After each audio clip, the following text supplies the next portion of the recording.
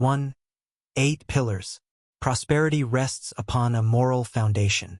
It is popularly supposed to rest upon an immoral foundation, that is, upon trickery, sharp practice, deception, and greed.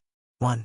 Commonly hears even an otherwise intelligent man declare that no man can be successful in business unless he is dishonest, thus regarding business prosperity a good thing as the effect of dishonesty a bad thing. Such a statement is superficial and thoughtless and reveals a total lack of knowledge of moral causation, as well as a very limited grasp of the facts of life. It is as though one should sow henbane and reap spinach, or erect a brick house on a quagmire, things impossible in the natural order of causation and therefore not to be attempted. The spiritual or moral order of causation is not different in principle but only in nature. The same law obtains in things unseen, in thoughts and deeds as in things seen in natural phenomena. Man sees the processes in natural objects and acts in accordance with them, but not seeing the spiritual processes, he imagines that they do not obtain, and so he does not act in harmony with them. Yet these spiritual processes are just as simple and just as sure as the natural processes. They are indeed the same natural modes manifesting in the world of mind. All the parables and a large number of the sayings of the great teachers are designed to illustrate this fact. The natural world is the mental world made visible. The seen is the mirror of the unseen. The upper half of a circle is in no way different from the lower half, but its sphericity is reversed. The material and the mental are not two detached arcs in the universe, they are the two halves of a complete circle. The natural and the spiritual are not at eternal enmity, but in the true order of the universe are eternally at one. It is in the unnatural, in the abuse of function and faculty, where division arises, and where man is wrested back with repeated sufferings from the perfect circle from which he has tried to depart. Every process in matter is also a process in mind. Every natural law has its spiritual counterpart. Take any natural object, and you will find its fundamental processes in the mental sphere if you rightly search. Consider, for instance, the germination of a seed and its growth into a plant with the final development of a flower, and back to seed again. This also is a mental process. Thoughts are seeds which, falling in the soil of the mind, germinate and develop until they reach the completed stage, blossoming into deeds. Good or bad, brilliant or stupid, according to their nature, and ending as seeds of thought to be again sown in other minds. A teacher is a sower of seed, a spiritual agriculturist, while he who teaches himself is the wise farmer of his own mental plot. The growth of a thought is as the growth of a plant. The seed must be sown seasonably, and time is required for its full development into the plant of knowledge and the flower of wisdom. While writing this, I pause and turn to look through my study window, and there, 100 yards away, is a tall tree in the top of which some enterprising rook from a rookery hard by has, for the first time, built its nest. A strong northeast wind is blowing, so that the top of the tree is swayed violently to and fro by the onset of the blast. Yet there is no danger to that frail thing of sticks and hair, and the mother bird, sitting upon her eggs, has no fear of the storm. Why is this? It is because the bird has instinctively built her nest in harmony with principles which ensure the maximum strength and security. First, a fork is chosen as the foundation for the nest and not a space between two separate branches, so that, however great may be the swaying of the treetop, the position of the nest is not altered, nor its structure disturbed. Then the nest is built on a circular plan so as to offer the greatest resistance to any external pressure, as well as to obtain more perfect compactness within, in accordance with its purpose. And so, however the tempest may rage, the birds rest in comfort and security. This is a very simple and familiar object, and yet, in the strict obedience of its structure to mathematical law, it becomes, to the wise, a parable of enlightenment, teaching them that only by ordering one's deeds in accordance with fixed principles is perfect surety, perfect security, and perfect peace obtained amid the uncertainty of events and the turbulent tempests of life. A house or a temple built by man is a much more complicated structure than a bird's nest, yet it is erected in accordance with those mathematical principles which are everywhere evidenced in nature. And here is seen how man, in material things, obeys universal principles. He never attempts to put up a building in defiance of geometrical proportions, for he knows that such a building would be unsafe and that the first storm would, in all probability, level it to the ground, if, indeed, it did not fall about his ears. During the process of erection, man in his material building scrupulously obeys the fixed principles of circle, square, and angle, and, aided by rule, plumbline, and compasses, he raises a structure which will resist the fiercest storms and afford him a secure shelter and safe protection. All this is very simple, the reader may say. Yes, it is simple because it is true and perfect. So true that it cannot admit the smallest compromise, and so perfect that no man can improve upon it.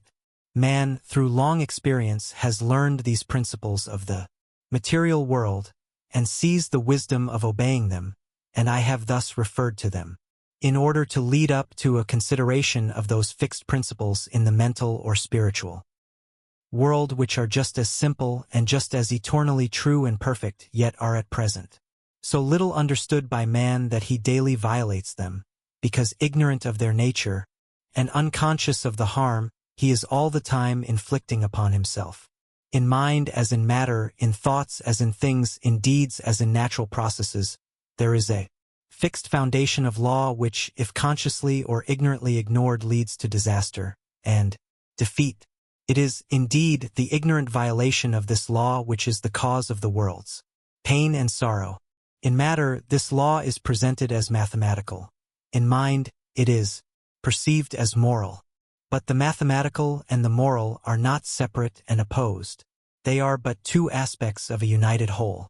The fixed principles of mathematics, to which all matter is subject, are the body of which the spirit is ethical, while the eternal principles of morality are mathematical truisms operating in the universe of mind. It is as impossible to live successfully apart from moral principles as to build successfully while ignoring mathematical principles. Characters, like houses, only stand firmly when built on a foundation of moral law, and they are built up slowly and laboriously, deed by deed, for in the building of character the bricks are deeds.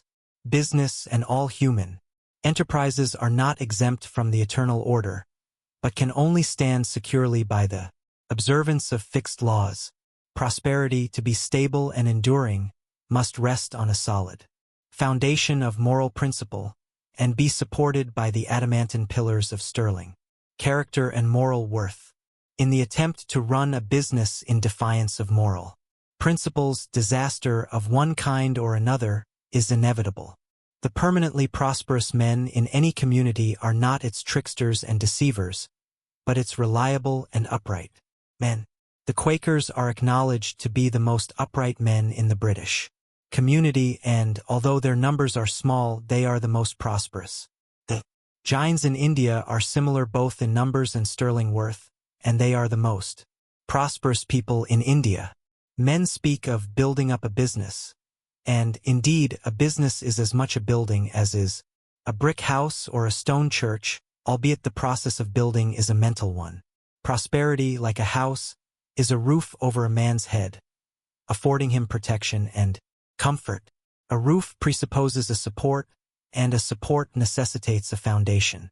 The roof of prosperity, then, is supported by the following 8 pillars which are cemented in a foundation of moral consistency. 1. Energy. 2. Economy. 3. Integrity. 4. System. 5. Sympathy. 6. Sincerity. 7. Impartiality. 8. Self-reliance. A business built up on the faultless practice of all these principles would be so firm and enduring as to be invincible. Nothing could injure it, nothing could undermine its prosperity, nothing could interrupt its success or bring it to the ground.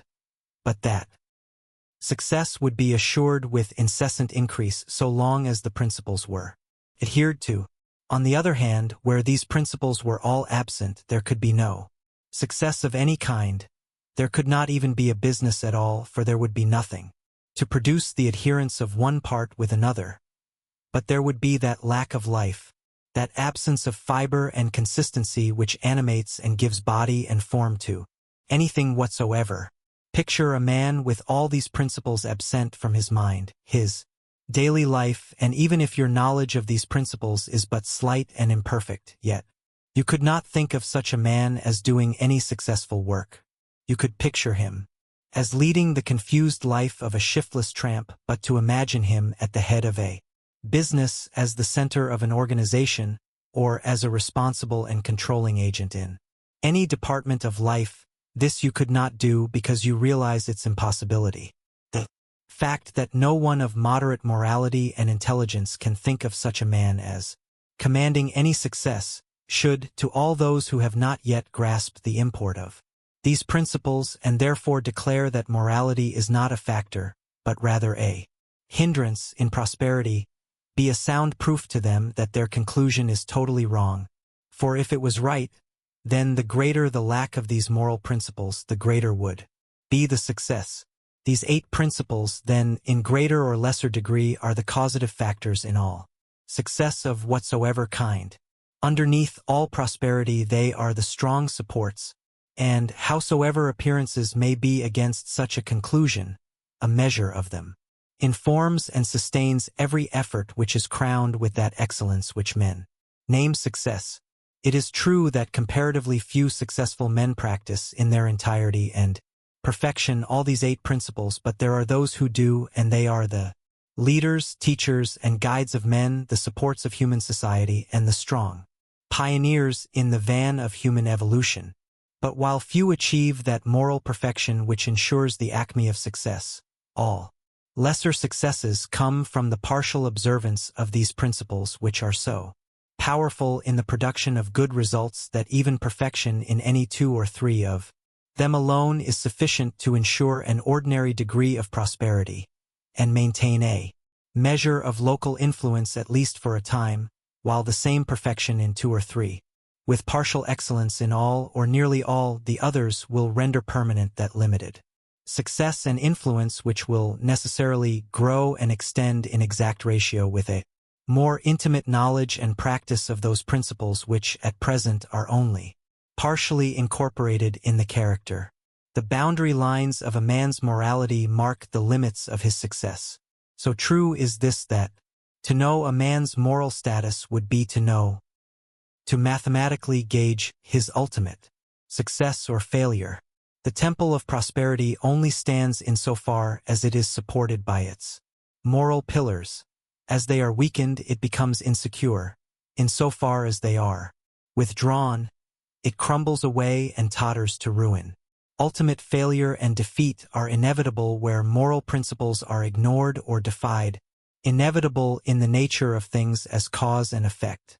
As a stone thrown upward returns to the earth, so every deed, good or bad, returns upon him that sent it forth.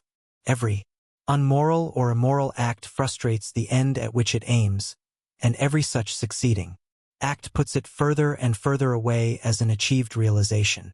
On the other hand, every moral act is another solid brick in the temple of prosperity, another round of strength and sculptured beauty in the pillars which support it. Individuals, families, nations grow and prosper in harmony with their growth in moral strength and knowledge. They fall and fail in accordance with their moral decadence. Mentally, as physically, only that which has form and solidity can stand and endure. The unmoral is nothingness, and from it nothing can be formed. It is the negation of substance.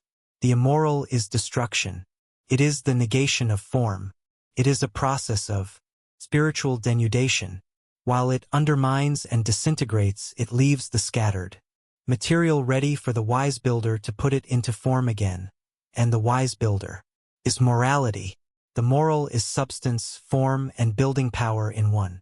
Morality always builds up and preserves, for that is its nature, being the opposite of immorality, which always breaks down and destroys. Morality is the master builder everywhere, whether in individuals or nations. Morality is invincible, and he who stands upon it to the end stands upon an impregnable rock, so that his defeat is impossible, his triumph certain. He will be tried, and that to the uttermost, for without fighting there can be no victory, and so only can his moral powers be perfected, and it is in the nature of fixed principles, as of everything finely and perfectly wrought, to have their strength tested and proved. The steel bars, which are to perform the strongest and best uses in the world, must be subjected to a severe strain by the ironmaster as a test of their texture and efficiency before they are sent from his foundry. The brickmaker throws aside the bricks which have given way under the severe heat, so he who is to be greatly and permanently successful will pass through the strain of adverse circumstances and the fire of temptation with his moral nature not merely not undermined, but strengthened and beautified. He will be like a bar of well-wrought steel, fit for the highest use, and the universe will see, as the ironmaster his finely wrought steel, that the use does not escape him. Immorality is assailable at every point, and he who tries to stand upon it sinks into the morass of desolation.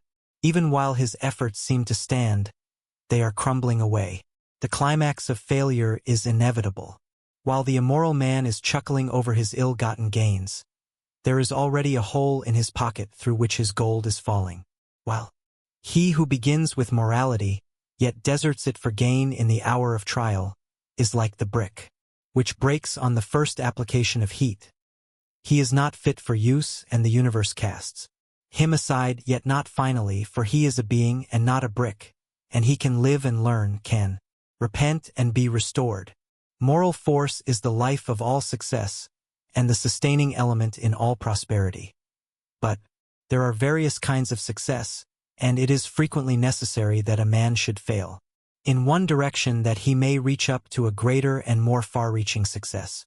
If, for instance, a literary, artistic, or spiritual genius should begin by trying to make money, it may be, and often is, to his advantage and the betterment of his genius that he should fail therein, so that he may achieve that more sublime success wherein lies his real power. Many a millionaire would doubtless be willing to barter his millions for the literary success of a Shakespeare or the spiritual success of a Buddha, and would thereby consider that he had made a good bargain. Exceptional spiritual success is rarely accompanied with riches, yet financial success cannot in any way compare with it in greatness and grandeur.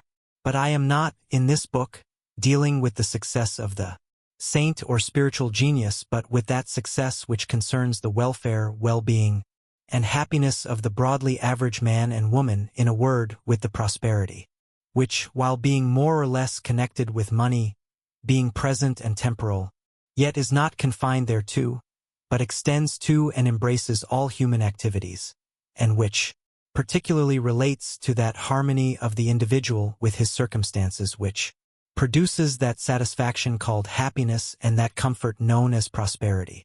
To the achievement of this end, so desirable to the mass of mankind, let us now see how the 8 principles operate, how the roof of prosperity is raised and made secure upon the pillars by which it is supported. 2. First pillar, energy. Energy is the working power in all achievement. Inert coal it converts into fire, and water it transmutes into steam. It vivifies and intensifies the commonest talent until it approaches to genius, and when it touches the mind of the dullard, it turns into a living fire that which before was sleeping in inertia. Energy is a moral virtue, its opposing vice being laziness.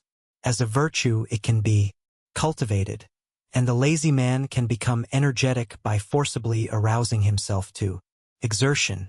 Compared with the energetic man, the lazy man is not half alive.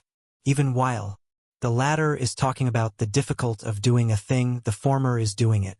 The active, Man has done a considerable amount of work before the lazy man has roused himself from sleep. While the lazy man is waiting for an opportunity, the active man has gone out and met and utilized half a dozen opportunities. He does things while the other is rubbing his eyes. Energy is one of the primary forces. Without it, nothing can be accomplished. It is the basic element in all forms of action. The entire universe is a manifestation of tireless, though inscrutable energy. Energy is indeed life, and without it there would be no universe, no life. When a man has ceased to act, when the body lies inert, and all the functions have ceased to act, then we say he is dead. And insofar as a man fails to act, he is so far dead. Man, mentally and physically, is framed for action and not for swinish ease. Every muscle of the body, being a lever for exertion, is a rebuke to the lazy man. Every bone and nerve is fashioned for resistance. Every function and faculty is therefore a legitimate use. All things have their end in action. All things are perfected in use. This being so, there is no prosperity for the lazy man, no happiness, no refuge, and no rest. For him, there is not even the ease which he covets, for he at last becomes a homeless outcast, a troubled, harried, despised man, so that the proverb wisely puts it, that the lazy man does the hardest work, in that, avoiding the systematic labor of skill, he brings upon himself the hardest lot. Yet energy misapplied is better than no energy at all. This is powerfully put by St. John, in the words, "I would have you either hot or cold. If you are lukewarm, I will spew you out of my mouth." The extremes of heat and cold here symbolize the transforming agency of energy in its good and bad aspects. The lukewarm stage is colorless, lifeless, useless. It can scarcely be said to have either virtue or vice, and is merely barren, empty, fruitless.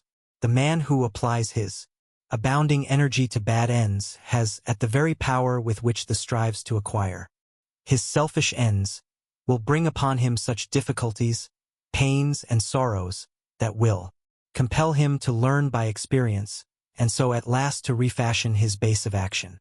At the right moment, when his mental eyes open to better purposes, he will turn round and cut new and proper channels for the outflow of his power, and will then be just as strong in good as he formerly was in evil. This truth is beautifully crystallized in the old proverb, "The greater the sinner, the great the saint." Energy is power, and without it there will be no accomplishment. There will not even be virtue, for virtue does not only consist of not doing evil, but also, primarily, of doing good. There are those who try, yet fail through insufficient energy. Their efforts are too feeble to produce positive results. Such are not vicious, and because they never do any deliberate harm, are usually spoken of as good men that fail. But to lack the initiative to do harm is not to be good. It is only to be weak and powerless. He is the truly good man, who, having the power to do evil, yet chooses to direct his energies in ways that are good.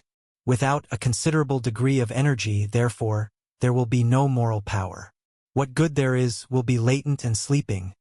There will be no going forth of good, just as there can be no mechanical motion without the motive power. Energy is the informing power in all doing in every department of life, and whether it be along material or spiritual lines. The call to action, which comes not only from the soldier but from the lips or pen of every teacher in every grade of thought, is a call to men to rouse their sleeping energy and to do vigorously the task in hand. Even the men of contemplation and mediation never cease to rouse their disciples to exertion in meditative thought, is a call to men to rouse their sleeping energy and to do vigorously the task in hand.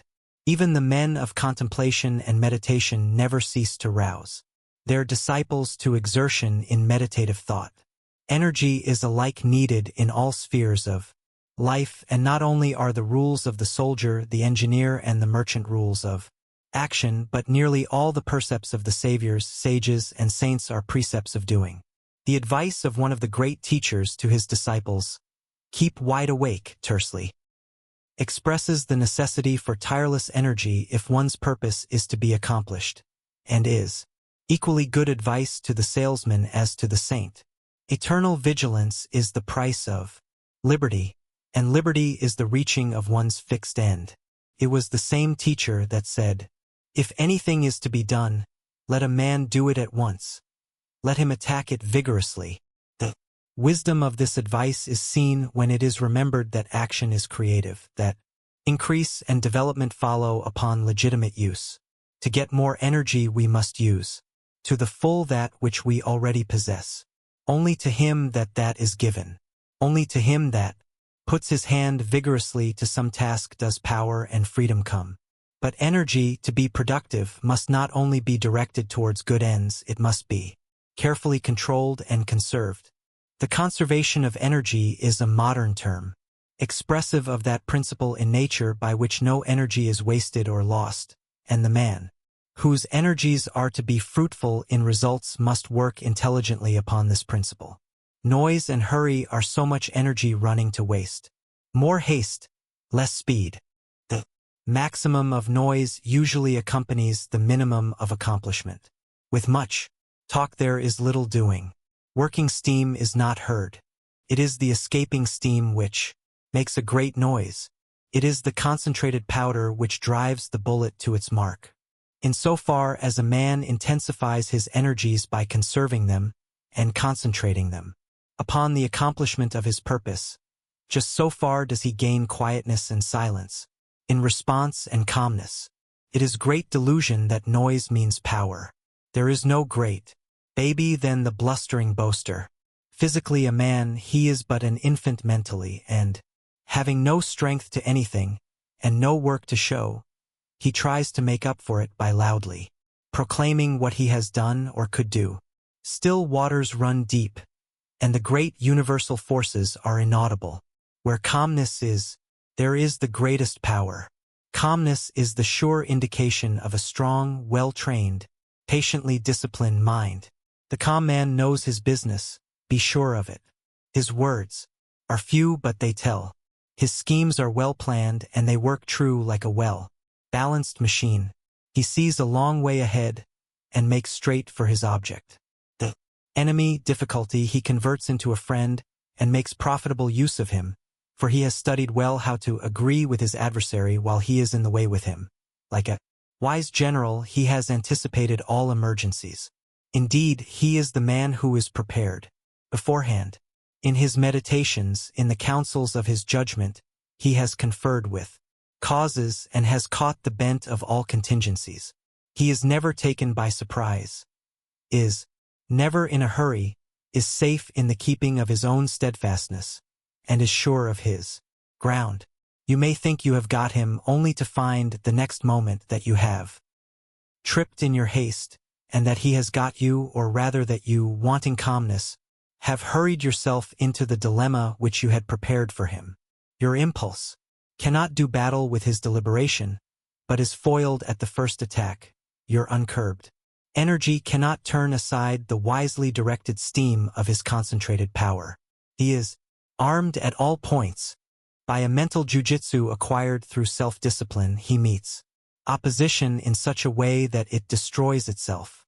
Upbraid him with angry words, and the reproof hidden in his gentle reply searches to the very heart of your folly, and the fire of your anger sinks into the ashes of remorse. Approach him with a vulgar familiarity, and his look at once fill you with shame and brings you back to your senses. As he is prepared for all events, so he is ready for all men, though no men are ready for him.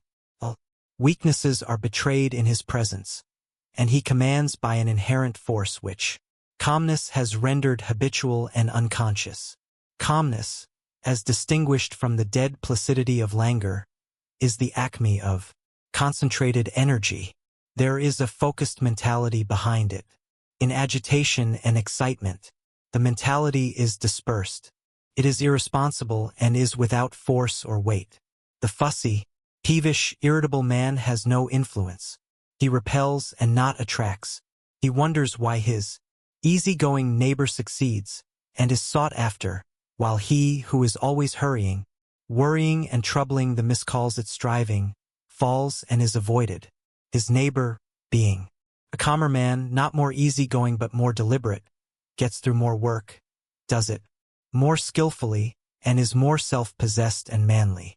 This is the reason of his success and influence. His energy is controlled and used while the other man's energy is dispersed and abused. Energy, then, is the first pillar in the temple of prosperity, and without it as the first and most essential equipment there can be no prosperity. No energy means no capacity.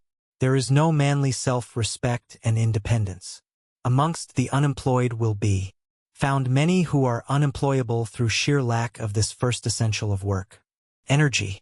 The man that stands many hours a day at a street corner with his hands in his pockets and a pipe in his mouth, waiting for someone to treat him to a glass of beer, is little likely to find employment, or to accept it should it come to him. Physically flabby and mentally inert, he is every day becoming more is making himself more unfit to work and therefore unfit to live. The energetic man may pass through temporary periods of unemployment and suffering, but it is impossible for him to become one of the permanently unemployed. He will either find work or make it, for inertia is painful to him and work is a delight, and he who delights in work will not long remain unemployed. The lazy man does not wish to be employed. He is in his element when doing nothing. His chief study is how to avoid exertion. To vegetate in semi-torpor is his idea of happiness. He is unfit and unemployable.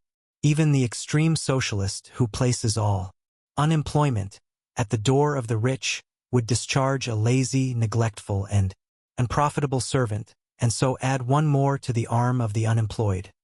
For laziness is one of the lowest vices repulsive to all active, right-minded men. But energy is a composite power. It does not stand alone. Involved in it are qualities which go to the making of vigorous character and the production of prosperity. Mainly, these qualities are contained in the four following characteristics: 1. Promptitude. 2. Vigilance. 3. Industry. 4. Earnestness. The pillar of energy is therefore a concrete mass composed of these four tenacious elements. They are through enduring and are calculated to withstanding the wildest weather of adversity. They all make for life, power, capacity, and progress. Promptitude is valuable possession. It begets reliability. People who are alert, prompt, and punctual are relied upon. They can be trusted to do their duty and to do it vigorously and well. Masters who are prompt are a tonic to their employees, and a whip to those who are inclined to shirk. They are a means of wholesome discipline to those who would not otherwise discipline themselves. Thus, while aiding their own usefulness and success, they contribute to the usefulness and success of others. The perfunctory worker who is ever procrastinating and is always behind time becomes a nuisance, if not go himself, to others, and his services come to be regarded as of little economic value. Deliberation and dispatch, handmaids of promptitude, are valuable aids in the achievement of prosperity. In ordinary business channels, alacrity is a saving power, and promptness spells profit.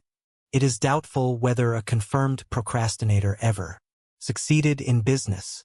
I have not yet met one such, though I have known many who have failed. Vigilance is the guard of all the faculties and powers of the mind. It is the detective that prevents the entrance of any violent and destructive element. It is the close companion and protector of all success, liberty, and wisdom. Without this watchful attitude of mind, a man is a fool, and there is no prosperity for a fool. The fool allows his mind to be ransacked and robbed of its gravity, serenity, and judgment by mean thoughts and violent passions as they come along to molest him. He is never on his guard, but leaves open the doors of his mind to every nefarious intruder. He is so weak and unsteady as to be swept off his balance by every gust of impulse that overtakes him. He is an example to others of what they should not be. He is always a failure, for the fool is an offense to all men, and there is no society that can receive him with respect. As wisdom is the acme of strength, so folly is the other extreme of weakness. The lack of vigilance is shown in thoughtlessness and in a general looseness in the common details of life. Thoughtlessness is built another name for folly.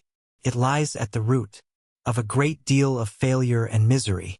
No one who aims at any kind of usefulness and prosperity, for usefulness in the body politic and prosperity to oneself cannot be served, can afford to be asleep with regard to his actions and the effect of those actions on other and reactively on himself.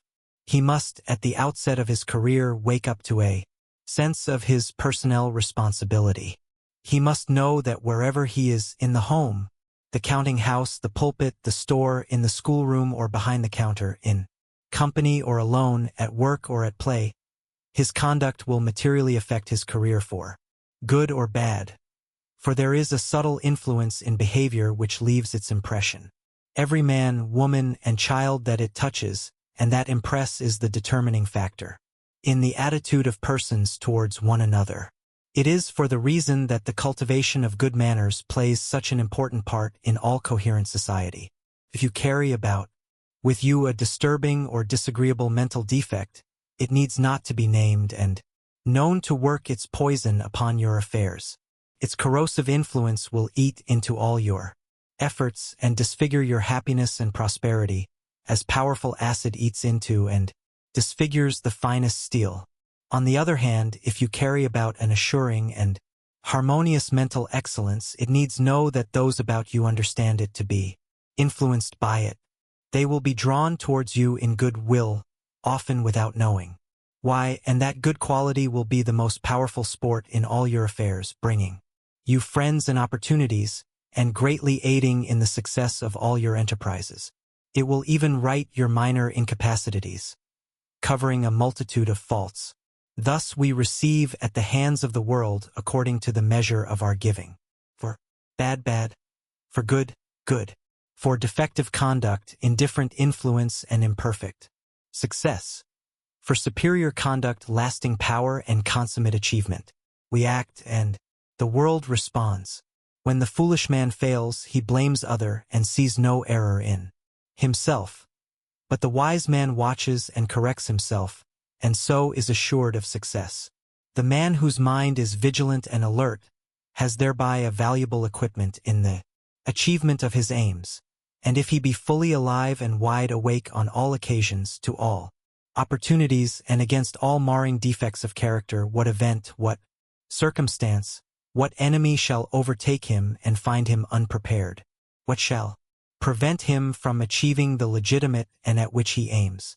Industry brings cheerfulness and plenty. Vigorously industrious people are the happiest members of the community. They are not always the richest, if by riches is meant a superfluity of money, but they are always the most light-hearted and joyful, and the most satisfied with what they do and have, and are therefore the richer, if by richer we mean more abundantly blessed. Active people have no time for moping and brooding or for dwelling selfishly upon their ailments and troubles. Things most used are kept the brightest, and people most employed best retain their brightness and buoyancy of spirit. Things unused tarnish quickest, and the time-killer is attacked with ennui and morbid fancies. To talk of having to kill time is almost like a confession of imbecility. For who, in the short life at his disposal, and in a world so flooded with resources of knowledge, with sound heads and good hearts, can fill up every moment of every day usefully and happily, and if they refer to time at all, it is to the effect that it is all too short to enable them to do all that they would like to do. Industry, too, promoted health and well-being. The active man goes to bed tired every night. His rest is sound and sweet, and he wakes up early in the morning, fresh and strong for another day's delightful toil. His appetite and digestion are good. He has an excellent sauce in recreation and a good tonic in toil. What companionship can such a man have with moping and melancholy? Such morbid spirits hang around those who do little and dine excessively. People who make themselves useful to the community receive back from the community their full share of health, happiness, and prosperity. They brighten the daily task and keep the world moving. They are the gold of the nation and the salt of the earth. Earnestness, said a great teacher, is the path of immortality. They who are in earnest do not die. They who are not in earnest are as if dead already. Earnestness is the dedication of the entire mind to its task. We live only in what we do. Earnest people are dissatisfied with anything short of the highest excellence in whatever they do, and they always reach that excellence. They are so many that are careless and half-hearted, so satisfied with a poor performance, that the earnest ones shine apart, as it were, in their excellence. They are always plenty of vacancies in the ranks of usefulness and service. For earnest people, there never was and never will be a deeply earnest man or woman who did not fill successfully some suitable sphere. Such people are scrupulous, conscientious, and painstaking, and cannot rest in ease until the very best is done. And the whole world is always on the lookout to reward the best. It always stands ready to pay the full price, whether in money, fame, friends, influence, happiness, scope, or life, for that which is of surpassing excellence, whether it be in things material, intellectual, or spiritual. Whatever you are, whether shopkeeper or saintly teacher, you can safely give the very best to the world without any doubt or misgiving. If the indelible impress of your earnestness be on your goods in the one case, or on your words in the other, your business will flourish, or your precepts will live. Earnest people make rapid progress both in their work and their character.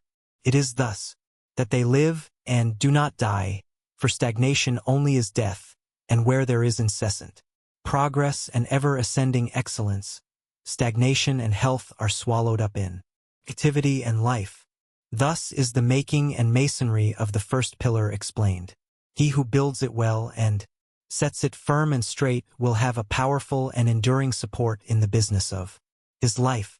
It is said of nature that she knows on vacuum. She also knows no waste. In the divine economy, my nature, everything is conserved and turned to good account. Even excreta are chemically transmitted and utilized in the building up of new forms. Nature destroys every foulness, not by annihilation, but by transmutation, by sweetening and purifying it, and making it serve the ends of things beautiful, useful, and good.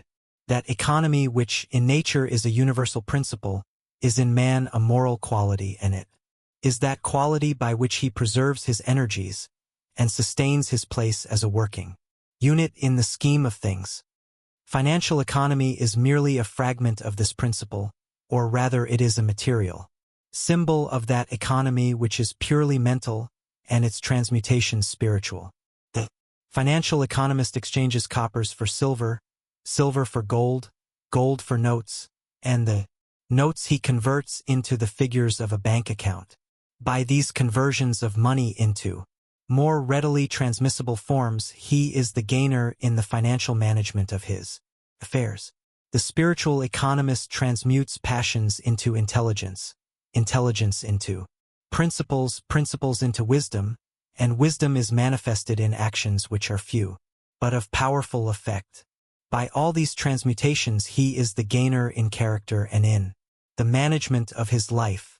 True economy is the middle way in all things, whether material or mental, between waste and undue retention. That which is wasted, whether money or mental energy, is rendered powerless. That which is selfishly retained and hoarded up is equally powerless. To secure power, whether of capital or mentality, there must be concentration, but concentration must be followed by legitimate use. The gathering up of money or energy is only a means. The end is use, and it is use only that produces power. An all-round economy consists in finding the middle way in the following 7 things: money, food, clothing, recreation, rest, time, and energy. Money is the symbol of exchange and represents purchasing power. He who is anxious To acquire financial wealth as well as he who wishes to avoid debt must study how to apportion his expenditure in accordance with his income so as to leave a margin of ever-increasing working capital or to have a little store ready in hand for any emergency. Money spent in thoughtless expenditure in worthless pleasures or harmful luxuries is money wasted and power destroyed. For, although a limited and subordinate power, the means and capacity for legitimate and virtuous purchase is, nevertheless, a power, and one that enters largely into the details of our everyday life. The spendthrift can never become rich, but if he begin with riches, must soon become poor. The miser, with all his stored-away gold, cannot be said to be rich, for he is in want, and his gold, lying idle, is deprived of its power of purchase. The thrifty and prudent are on the way to riches, for while they spend wisely they save carefully, and gradually enlarge their spheres as their growing means allow. The poor man who is to become rich must begin at the bottom, and must not wish, nor try to appear affluent by attempting something far beyond his means. There is always plenty of room and scope at the bottom, and it is a safe place from which to begin, as there is nothing below and everything above.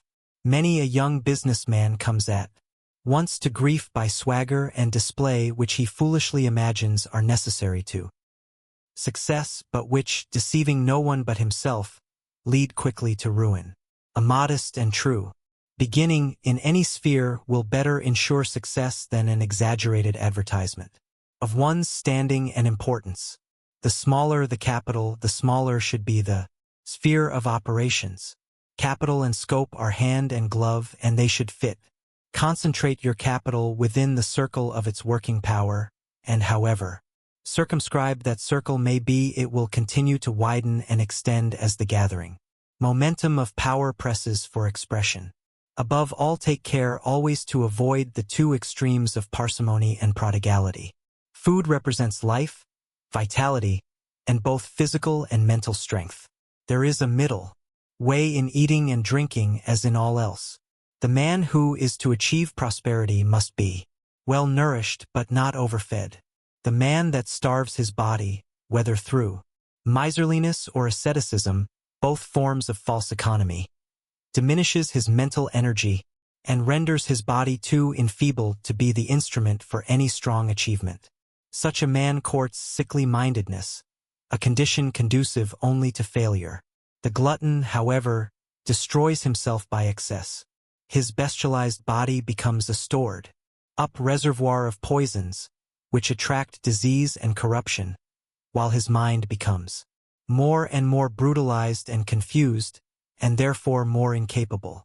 Gluttony is one of the lowest and most animal vices, and is obnoxious to all who pursue a moderate course. The best workers and most successful men are they who are most moderate in eating and drinking. By taking enough nourishment but not too much, they attain the maximum physical and mental fitness. Beings thus well equipped by moderation, they are enabled to vigorously and joyfully fight the battle of life. Clothing is covering and protection for the body, though it is frequently wrested from this economic purpose and made a means of vain display. The two extremes to be avoided here are negligence and vanity. Custom cannot and need not be ignored, and cleanliness is all important. The ill-dressed, unkempt man or woman invites failure and loneliness. A man's dress should harmonize with his station in life, and it should be of good quality and be well made and appropriate. Clothing should not be cast aside while comparatively new, but should be well worn. If a man be poor, he will not lose in either self-respect or the respect of others by wearing threadbare clothing if it be clean and his whole body be clean and neat. But vanity, leading to excessive luxury in clothing, is a vice which should be studiously avoided by virtuous people. I know a lady who had 40 dresses in her wardrobe, also a man who had 20 walking sticks, about the same number of hats and some dozen mackintoshes, while another had some 20 or 30 pairs of boots. Rich people who thus squander money on piles of superfluous Clothing are courting poverty, for it is waste, and waste leads to want. The money so heedlessly spent could be better used, for suffering abounds and charity is noble. An obtrusive display in clothing and jewelry bespeaks a vulgar and empty mind. Modest and cultured people are modest and becoming in their dress and their spare. Money is wisely used in further enhancing their culture and virtue. Education and progress are of more importance to them than vain and needless apparel, and literature, art, and science are encouraged thereby. A true refinement is in the mind and behavior, and a mind at a end with virtue and intelligence cannot add to its attractiveness, though it may detract from it, by an ostentatious display of the body. Time spent in uselessly adorning the body could be more fruitfully employed. Simplicity, in dress as in other things, is the best. It touches the point of excellence in usefulness, comfort, and bodily grace, and bespeaks true taste and cultivated refinement. Recreation is one of the necessities of life. Every man and woman should have some definitive work as the main object of life, and to which a considerable amount of time should be devoted, and he should only turn from it at given and limited periods for recreation and rest. The object of recreation is greater buoyancy of both body and mind, with an increase of power in one's serious work. It is, therefore, a means, not an end, and this should ever be borne in mind, for to many some forms of recreation innocent and good in themselves become so fascinating that they are in danger of making them the end of life, and of thus abandoning duty for pleasure. To make of life a ceaseless round of games and pleasures with no other object in life is to turn living upside down, as it were, and it produces monotony and enervation. People who do it are the most unhappy of mortals, and suffer from languor, ennui, and peevishness. A sauce is an aid to digestion, and can only lead to misery when made the work of life.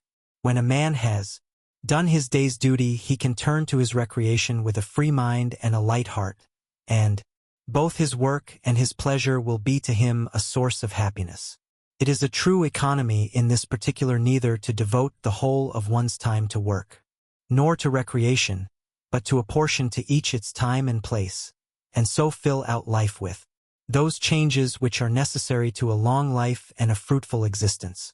All agreeable changes is recreation, and the mental worker will gain both in the quality and quantity of his work by laying it down at the time appointed for restful and refreshing recreation, while the physical worker will improve in every way by turning to some form of study as a hobby or means of education. As we do not spend all our time in eating or sleeping or resting, neither should we spend it in exercise or pleasure, but should give recreation its proper place as a natural tonic in the economic scheme of our life. Rest is for recuperation after toil. Every self-respecting human being should do sufficient work every day to make his sleep restful and sweet, and his rising up fresh and bright. Enough sleep should be taken, but not too much. Overindulgence on the one hand, or deprivation on the other, are both harmful. It is an easy matter to find out how much sleep one requires by going to bed early and getting up early, rising a little earlier every morning. If one has been in the habit of spending long hours in bed, one can very soon accurately gauge and adjust the number of hours he or she requires for complete recuperation. It will be found as the sleeping hours are shortened that the sleep becomes more and more sound and sweet, and the waking up more and more alert and bright. People who are to prosper in their work must not give way to ignoble ease and overindulgence in sleep. Fruitful labor and not ease is the true end of life, and ease is only good in so far as it subserves the ends of work.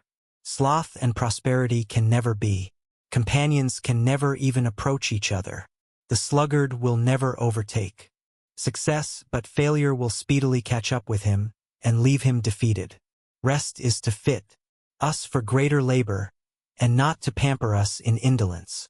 When the bodily vigor is restored, the end of rest is accomplished.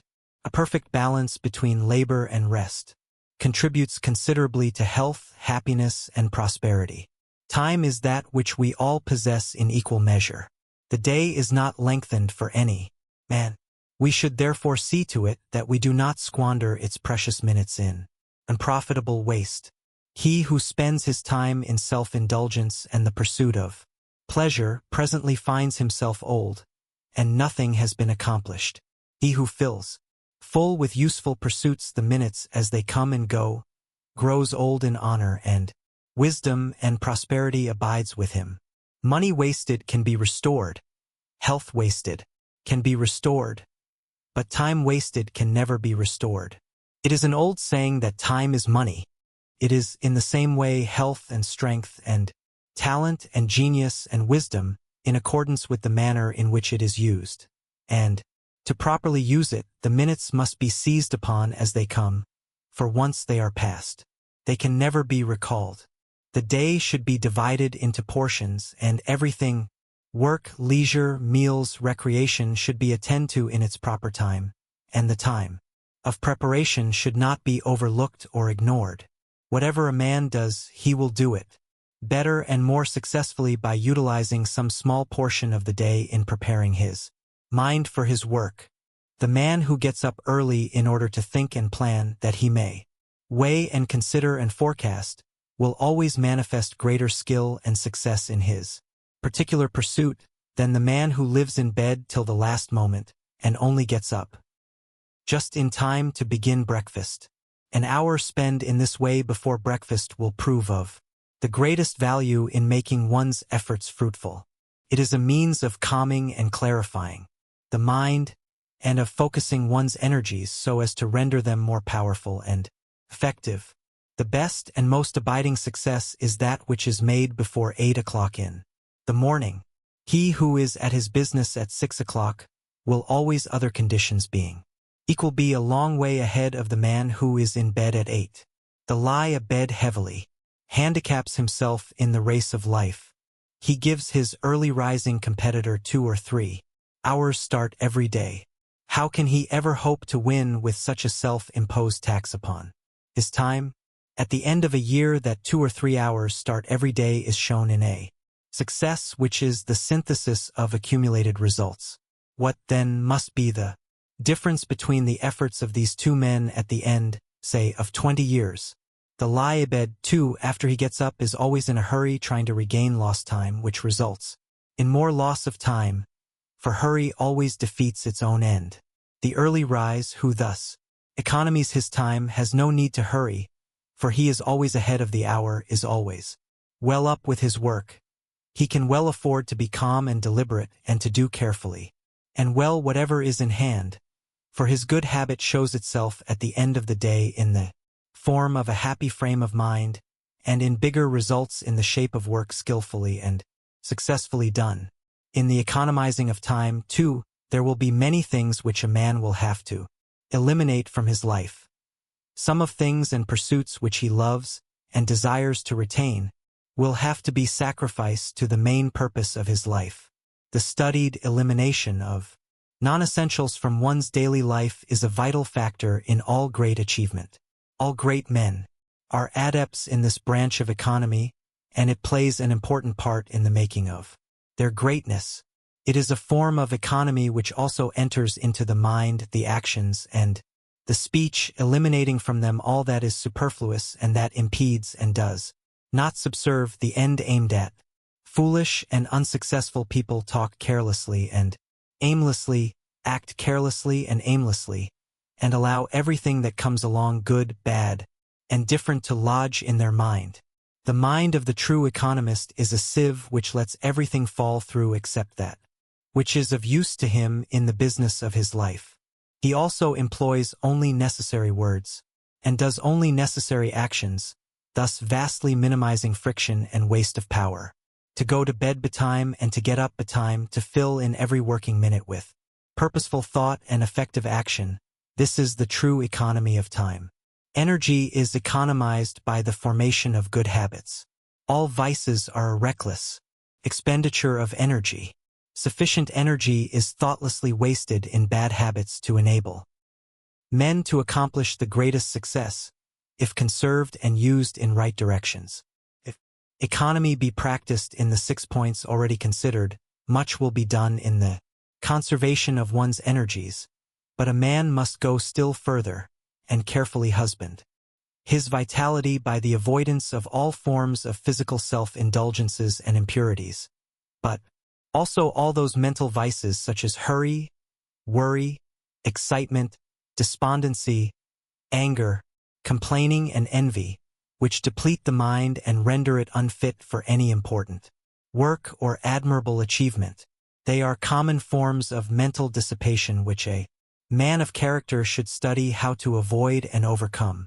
The energy wasted in frequent fits of bad temper would, if controlled and properly directed, give a man strength of mind, force of character, and much power to achieve. The angry man is a strong man made weak by the dissipation of his mental energy. He needs self-control to manifest his strength. The calm man is always his superior in any department of life, and will always take precedence of him, both in his success and in the estimation of others. No man can afford to disperse his energies in fostering bad habits and bad tendencies of mind. Every vice, however apparently small, will tell against him in the battle of life. Every harmful self-indulgence will come back to him in the form of some trouble or weakness. Every moment of riot or of pandering to his lower inclinations will make his progress more laborious, and will hold him back from scaling the high heaven of his wishes for achievement. On the other hand, he who economizes his energies and bends them towards the main task of his life will make rapid progress, and nothing will prevent him from reaching the golden city of success. It will be seen that economy is something far more profound and far-reaching than the mere saving of money. It touches every part of our nature and every phase of our life. The old saying, "Take care of the pence, and the pounds will take care of themselves," may be regarded as a parable for the lower passions as native energy. It is the abuse of that energy that is bad, and if this personal energy be taken care of and stored up and transmuted, it reappears as force of character. To waste this valuable energy in the pursuit of vice is like wasting the pence, and so losing the pounds, but to take care of it for good uses is to store up the pence of passions, and so gain the golden pounds of good. Take care, therefore, of the lower energies, and the higher achievements will take care of themselves. The pillar of economy, when soundly built, will be found to be composed largely of these 4 qualities: 1. Moderation. 2. Efficiency. 3. Resourcefulness. 4. Originality. Moderation is the strong core of economy. It avoids extremes, finding the middle way in all things. It also consists in abstaining from the unnecessary and the harmful. There can be no such things as moderation in that which is evil, for that would be excess. A true moderation abstains from evil. It is not a moderate use of fire to put our hands into it, but to warm them by it at a safe distance. Evil is a fire that will burn a man though he but touch it. A harmful luxury is best left severely alone. Smoking, snuff-taking, alcoholic, drinking, gambling, and other such common vices, although they have dragged thousands down to ill health, misery, and failure, have never helped one towards health, happiness, and success. The man who eschews them will always be head of the man that pursues them, their talents and opportunities being equal. Healthy, happy, and long-lived people are always moderate and abstemious in their habits. By moderation the life forces are preserved. By excess they are destroyed. Men also who carry moderation into their thoughts, allaying their passions and feelings, avoiding all unwholesome extremes and morbid sensations and sentiments, add knowledge and wisdom to happiness and health, and thereby attain to the highest felicity and power. The immoderate destroy themselves by their own folly. They weaken their energies and stultify their capabilities, and instead of achieving an abiding success, reach only, at best, a fitful and precarious prosperity. Efficiency proceeds from the right conservation of one's forces and powers. All skill is the use of concentrated energy. Superior skill as talent and genius is a higher degree of concentrated force. Men are always skillful in that which they love because the mind is almost ceaselessly centered upon it. Skill is the result of that mental economy which transmutes thought into invention and action. There will be no prosperity without skill, and one's prosperity will be in the measure of one's skill. By a process of natural selection, the inefficient fall into their right places, among the badly paid or unemployed. For who will employ a man who cannot or will not do his work properly? An employer may occasionally keep such a man out of charity, but this will be exceptional. As places of business, offices, households, and all centers of organized activity are not charitable institutions but industrial bodies which stand or fall by the fitness and efficiency of their individual members. Skill is gained by thoughtfulness and attention. Aimless and inattentive people are usually out of employment, to wit, the lounger at the street corner. They cannot do the simplest thing properly because they will not rouse up the mind to thought and tension.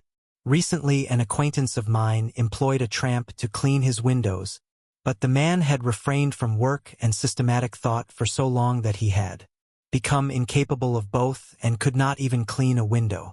Even when shown how to do it, he could not follow the simple instructions given.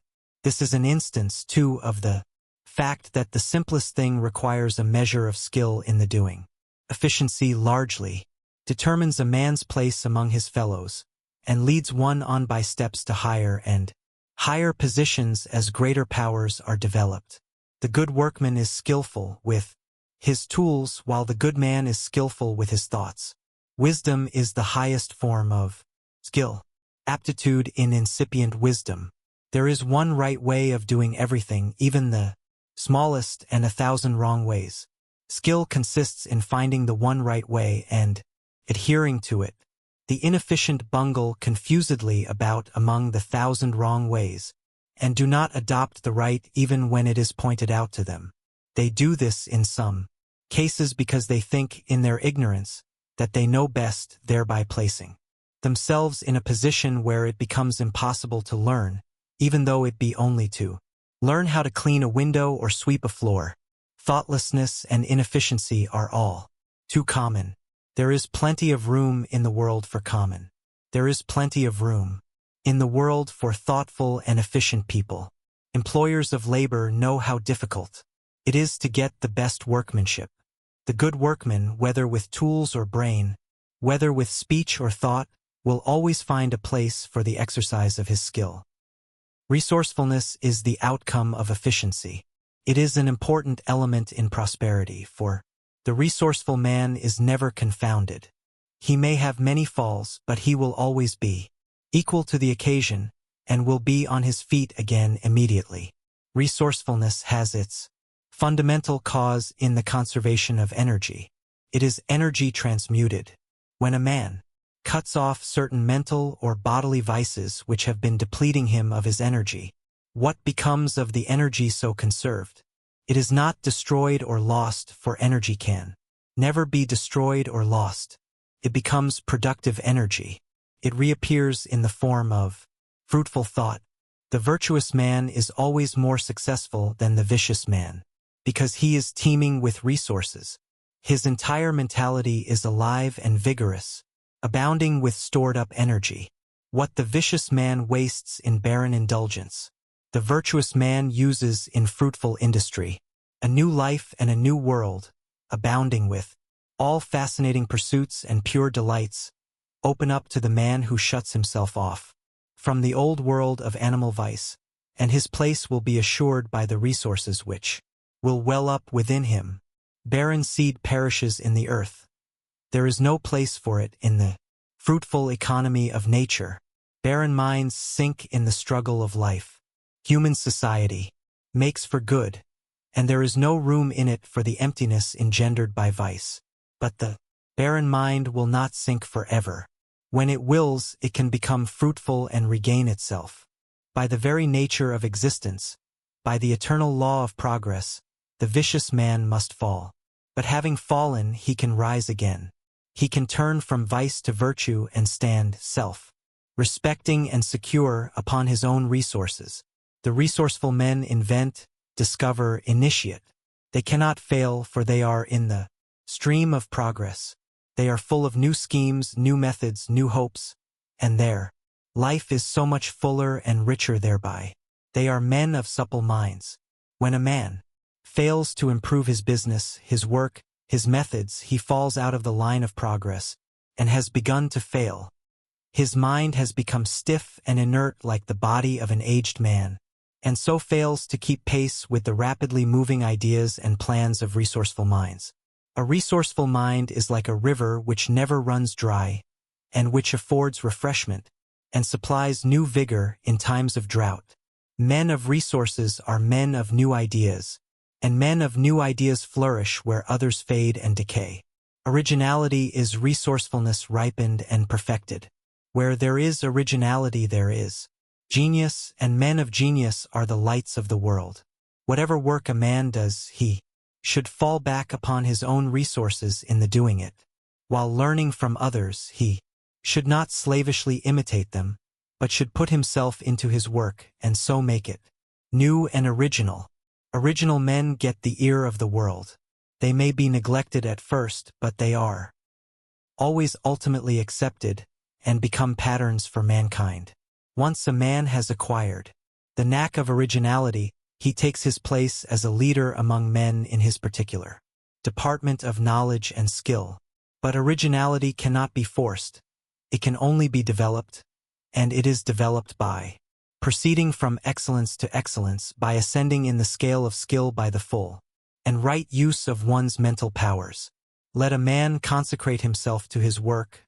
Let him, so consecrated, concentrate all his energies upon it, and the day will come when the world will hail him as one of its strong sons. And he, too, like Balzac, who, after many years of strenuous toil, one day exclaimed, "I am about to become a genius. I am about to become a genius," will at least discover, to his joy, that he has joined the company of original minds, the gods who lead mankind into newer, higher, and more beneficent ways. The composition of the second pillar is thus revealed. Its building awaits the ready work, man who will skillfully apply his mental energies. For third pillar, integrity. There is no striking a cheap bargain with prosperity.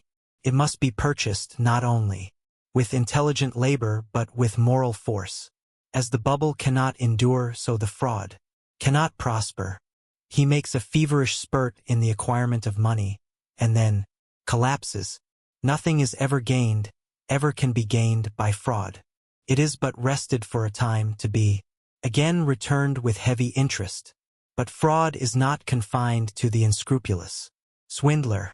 All who are getting or trying to get money without giving an equivalent are practicing fraud, whether they know it or not.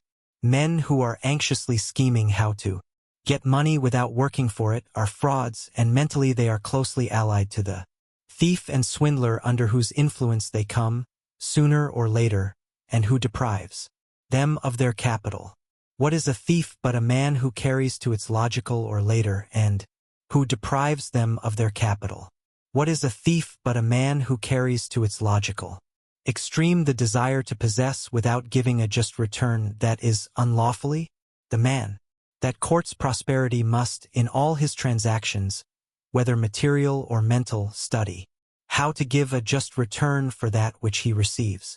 This is the great fundamental principle in all sound commerce, while in spiritual things it becomes the doing to others that which we would have them do to us, and applied to the forces of the universe, it is scientifically stated in the formula, action and reaction are equal.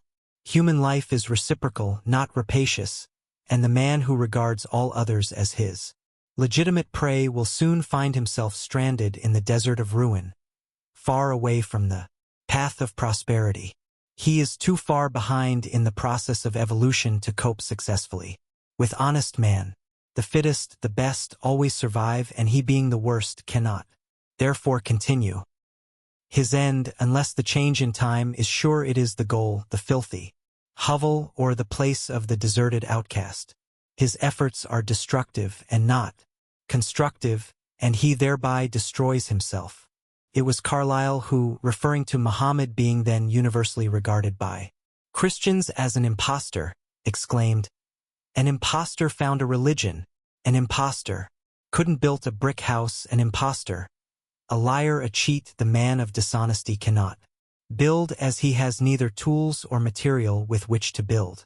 He can no more build up a business, a character, a career, a success than he can found a religion or build a brick house. He not only does not build, but all his energies are bent on undermining what others have built, but his being impossible, he undermines himself. Without integrity, energy and economy will at last fail, but aided by integrity, their strength will be greatly augmented. There is not an occasion in life in which the moral factor does not play an important part. Sterling integrity tell wherever it is and stamps it hallmark on all transactions, and it does this because of its wonderful coherence and consistency and its invincible strength. For the man of integrity is in line with the fixed laws of things, not only with the fundamental principles on which human society rests, but with the laws which hold the vast universe together. Who shall set these at naught? Who, then, shall undermine the man of unblemished integrity? He is like a strong tree, whose roots are fed by perennial springs, and which no tempest can law low. To be complete and strong, integrity must embrace the whole man, and extend to all the details of his life, and it must be so through and permanent as to withstand all temptations to swerve into compromise. To fail in one point is to fail in all, and to admit, under stress, a compromise with falsehood, howsoever necessary and insignificant it may appear, is to throw down the shield of integrity, and to stand exposed to the onslaughts of evil. The man who works as carefully and conscientiously when his employer is away as when his eye is upon him will not long remain in an inferior position. Such integrity in duty, in performing the details of his work, will quickly lead him into the fertile regions of prosperity. The shirker, on the other hand, he who does not scruple to neglect his work when his employer is not about, thereby robbing his employer of the time and labor for which he is paid, will quickly come to the barren region of unemployment and will look in vain for needful labor. There will come a time, too, to the man who is not deeply rooted in integrity, when it will seem necessary to his prospects and prosperity that he should tell a lie or do a dishonest thing. I say, to the man who is not deeply rooted in this principle, for a man of fixed and enlightened integrity knows that lying and dishonesty can never under any circumstance be necessary, and therefore he neither needs to be tempted in this particular, nor can he possibly be tempted, but the one so tempted must be able to cast aside the subtle insinuation of falsehood which, in a time of indecision and perplexity, arises within him, and he must stand firmly by the principle, being willing to lose and suffer rather than sink into obliquity. In this way only can he become enlightened concerning this moral principle, and discover the glad truth that integrity does not lead to loss and suffering, but to gain and joy, that honesty and deprivation are not, and cannot be, related as cause and effect. It is this willingness to sacrifice rather than be untrue that leads to enlightenment in all spheres of life, and the man who, rather than sacrifice some selfish aim, will lie or deceive, has forfeited his right to moral enlightenment, and takes his place lower down among the devotees of deceit, among the doers of shady transactions, than men of no character and no reputation. A man is not truly armored with integrity until he has become incapable of lying or deceiving either by gesture, word, or act, until he sees, clearly, openly, and freed from all doubt, the deadly effects of such moral turpitude. The man so enlightened is protected from all quarters, and can no more be undermined by dishonest men than the sun can be pulled down from heaven by madmen, and the arrows of selfishness and treachery that may be poured upon him will rebound from the strong armor of his integrity and the bright shield of his righteousness, leaving him unharmed and untouched. A lying tradesman will tell you that no man can thrive and be honest in these days of keen competition. How can such a man know this, seeing that he has never tried honest? Moreover, such a man has no knowledge of honesty, and his statement is therefore a statement of ignorance, and ignorance and falsehood so blind a man that he foolishly imagines all are as ignorant and false as himself. I have known such tradesmen and have seen them come to ruin. I once heard a businessman make the following statement. In a public meeting, no man can be entirely honest in business. He can only be approximately honest. He imagined that his statement revealed the condition of the business world. It did not, it revealed his own condition. He was merely telling his audience that he was a dishonest man, but his ignorance, moral ignorance, prevented him from seeing this. Approximate honesty is only another term for dishonesty. The man who deviated a little from the straight path will deviate more. He has no fixed principle of right and is only thinking of his own advantage. That he persuades himself that his particular dishonesty is of a white and harmless kind, and that he is not so bad as his neighbor, is only of the many forms of self-delusion which ignorance of moral principles creates. Right doing between man and man in the varied relations and transactions of life is the very soul of integrity. It includes but is more than honesty. It is the backbone of human society and the support of human institutions. Without it there would be no trust, no confidence between men, and the business world would topple to its fall. As the liar thinks all men are liars and treats them as such, so the man of integrity treats all men with confidence. He trusts them and they trust him. His clear eye and open hand shame the creeping fraud so that he cannot practice his fraud on him. As Emerson has so finely put it, trust men and they will be true to you, even though they make an exception in your favor to all their rules of trade. The upright man by his very presence commands the morality of those about him, making them better than they were. Men are powerfully influenced by one another and, as good is more powerful than evil, the strong and good man both shames and elevates, by his contact, the weak and bad. The man of integrity carries about with him an unconscious grandeur which both awes and inspires, having lifted himself above the petty, the mean, and the false. Those coward vices slink from his presence in confusion. The highest intellectual gift cannot compare with this lofty moral grandeur. In the memory of men and the estimation of the world, the man of integrity occupies a higher place than the man of genius. Buckminster says, "The moral grandeur of an independent integrity is the sublimest thing in nature. It is the quality in man which produces heroes. The man of unswerving rectitude is intrinsically always a hero. It only needs the occasion to bring out the heroic element. He is always, too, possessed of permanent happiness. The man of genius may be very unhappy, but not to the man of integrity. Nothing nor sickness, nor calamity, nor death can deprive him of that permanent satisfaction which inheres in uprightness. Rectitude leads straight to prosperity by 4 successive steps. First, the upright man wins the confidence of others. Second, having gained their confidence, they put trust in him. Third, this trust, never being violated, produces a good reputation. And fourth, a good reputation spreads further and further, and so bring about success. Dishonesty has the reverse effect.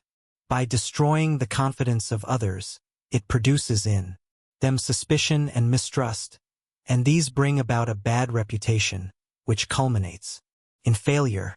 The pillar of integrity is held together by these 4 virile elements. 1. Honesty. 2. Fearlessness. 3. Purposefulness. 4. Invincibility. Honesty is the surest way to success. The day at last comes when the dishonest man repents in sorrow and suffering, but not man ever needs to repent of having been honest, even when the honest man fails, as he does sometimes through lacking other of these pillars, such as energy, economy, or system, his failure is not the grievous thing. It is to the dishonest man, for he can always rejoice in the fact that he has never defrauded a fellow being. Even in his darkest hour, he finds repose in a clear conscience. Ignorant men imagine that dishonesty is a shortcut to prosperity. This is why they practice it. The dishonest man is morally short-sighted. Like the drunkard who sees the immediate pleasure of his habit, but not the ultimate degradation, he sees the immediate effect of a dishonest act, a larger profit but not its ultimate outcome. He does not see that an accumulated number of such acts must inevitably undermine his character and bring his business toppling about his ears in ruin. While pocketing his gains and thinking how cleverly and successfully he is imposing on others, he is all the time imposing on himself, and every coin thus gained must be paid back with added interest, and from this just retribution there is no possible loophole of escape. This moral gravitation is as sure and unvarying as the physical gravitation of a stone to the earth. The tradesman who demands of his assistants that they shall be, and misrepresents his goods to customers, is surrounding himself on all hands with suspicion, mistrust, and hatred. Even the moral weaklings who carry out his instructions despise him while defiling themselves with his unclean work. How can success thrive in such a poisonous atmosphere? The spirit of ruin is already in such a business, and the day of his fall is ordained. An honest man may fail, but not because he is honest, and his failure will be honorable, and will not injure his character and reputation. His failure, too, resulting doubtless from his incapacity in the particular direction of his failure, will be a means of leading him into something more suited to his talents, and thus to ultimate success. Fearlessness accompanies honesty. The honest man has a clear eye and an unflinching gaze. He looks his fellow men in the face, and his speech is direct and convincing. The liar and cheat hangs his head. His eye is muddy and his gaze oblique. He cannot look another man in the eye, and his speech arouses mistrust, for it is ambiguous and unconvincing. When a man has fulfilled his obligations, he has nothing to fear. All his business relations are safe and secure.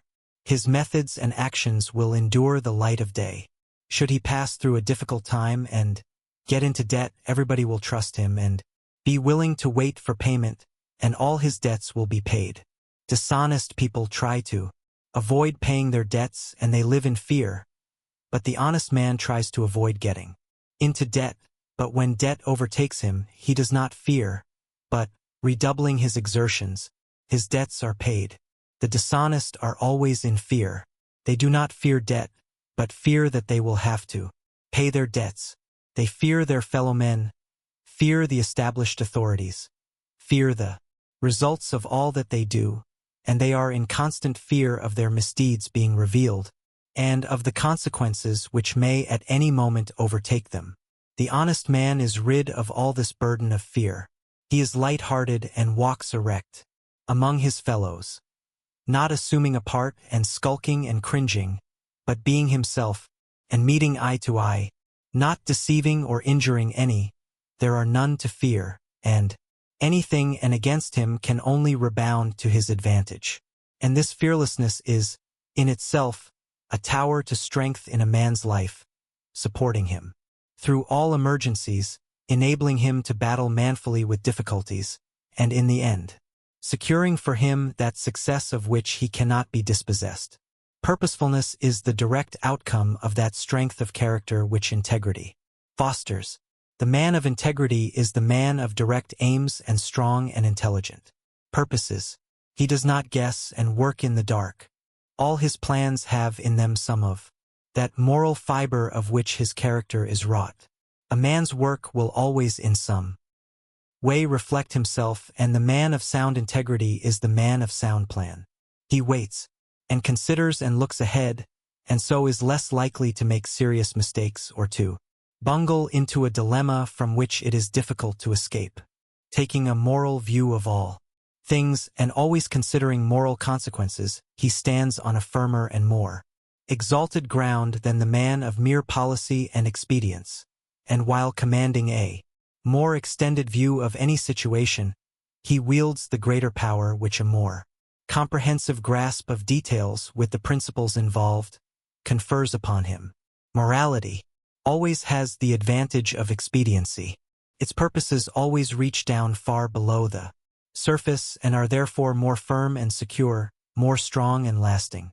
There is a native directness, too, about integrity which enables the man to get straight to the mark in whatever he does, and which makes failure almost impossible.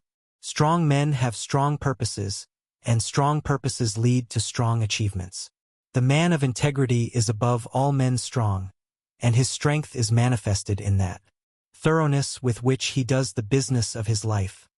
Thoroughness which commands respect, admiration, and success.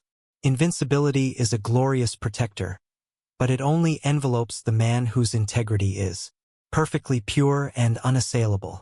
Never to violate, even in the most insignificant particular, the principle of integrity is to be invincible against all the assaults of innuendo, slander, and misrepresentation.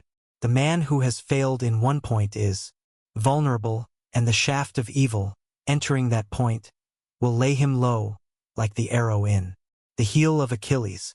Pure and perfect integrity is proof against all attack and injury, enabling its possessor to meet all opposition and persecution with dauntless courage and sublime equanimity. No amount of talent, intellect, or business acumen can give a man that power of mind and peace of heart which come from an enlightened acceptance and observance of lofty moral principles. Moral force is the greatest power. Let the seeker for a true prosperity discover this force. Let him foster and develop it in his mind and in his deeds, and as he succeeds he will take his place among the strong leaders of the earth. Such is the strong and adamantine pillar of integrity. Blessed and prosperous above all men will be he who builds its incorruptible masonry into the temple of his life. 5. Fourth pillar, system. System is that principle of order by which confusion is rendered impossible. In the natural and universal order, everything is in its place so that the vast universe runs more perfectly than the most perfect machine. Disorder in space would mean the destruction of the universe, and disorder in a man's affairs destroys his work and his prosperity. All complex organizations are built up by system. No business or society can develop into large dimensions apart from system, and this principle is preeminently the instrument of the merchant, the businessman, and the organizer of institutions. There are many departments in which a disorderly man may succeed, although attention to order would increase his success, but he will not succeed in business unless he can place the business entirely in the hands of a systematic manager, who will thereby remedy his own defect. All large business concerns have been evolved along definitely drawn systematic lines, any violation of which would be disastrous to the efficiency and welfare of the business. Complex business or other organizations are built up like complex bodies in nature by scrupulous attention to details. The disorderly man thinks he can be careless about everything but the main end, but by ignoring the means he frustrates the end.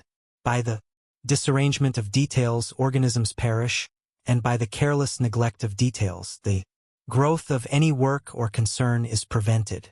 Disorderly people waste an enormous amount of time and energy. The time frittered away in hunting for things is sufficient, were if conserved by order, to enable them to achieve any success, for slovenly people never have a place for anything and have to hunt frequently for a long time for any article which they require.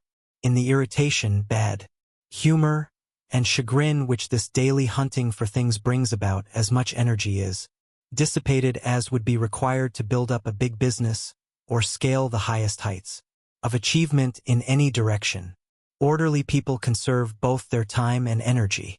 They never lose anything and, therefore, never have to find anything. Everything is in its place and the hand can be at once placed upon it, though it be in the dark.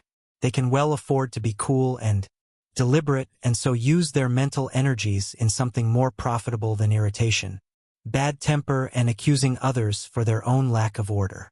There is a kind of genius in system which can perform apparent wonders with ease. Systematic man can get through so great a quantity of work in such a short time and with such freedom from such exhaustion as to appear almost miraculous. He scaled the heights of success while his slovenly competitor is wallowing hopelessly in the bogs of confusion. His strict observance of the law of order enables him to reach his ends swiftly and smoothly without friction or loss of time. The demands of system in all departments of the business world are as rigid and exacting as the holy vows of a saint, and cannot be violated in the smallest particular but at the risk of one's financial prospects. In the financial world, the law of order is an iron necessity, and he who faultlessly observes it saves time, temper, and money. Every enduring achievement in human society rests upon a basis of system. So true is this that were system withdrawn, progress would cease. Think, for instance, of the vast achievements of literature, the works of classic authors and of great geniuses, the great poems, the innumerable prose works, the monumental histories, the soul-stirring orations. Think also the social intercourse of human society, of its religions, its legal statutes, and its vast fund of book knowledge. Think of all these wonderful resources and achievements of language, and then reflect that they all depend for their origin, growth, and continuance on the systematic arrangements of 26 letters, an arrangement having inexhaustible and illimitable results by the fact of its rigid limitation within certain fixed rules. Again, all the wonderful achievements of mathematics have come from the systematic arrangement of 10 figures, while the most complex piece of machinery, with its thousands of parts working together smoothly and almost noiselessly to the achievement of the end for which it was designed, was brought forth by the systematic observance of a few mechanical laws. Herein we see how system simplifies that is complex, how it makes easy that which was difficult, how it relates an infinite variety of details of the one central law or order, and so enables them to be dealt with and accounted for with perfect regularity, and with an entire absence of confusion. The scientist names and classifies the myriad details of the universe, from the microscopic rotifer to the telescopic star, by his observance of the principle of system, so that out of many millions of objects, reference can be made to any one object in, at most, a few minutes. It is this faculty of speedy references and swift dispatch which is of such overwhelming importance in every department of knowledge and industry, and the amount of time and labor thus saved to humanity is so vast as to be incompatible. We speak of religious, political, and business systems, and so on, indicating that all things in human society are welded together by the adhesive qualities of order. System is, indeed, one of the great fundamental principles in progress and in the binding together in one complete whole of the world's millions of human beings, while they are at the same time each striving for a place and are competing with one another in opposing aims and interest.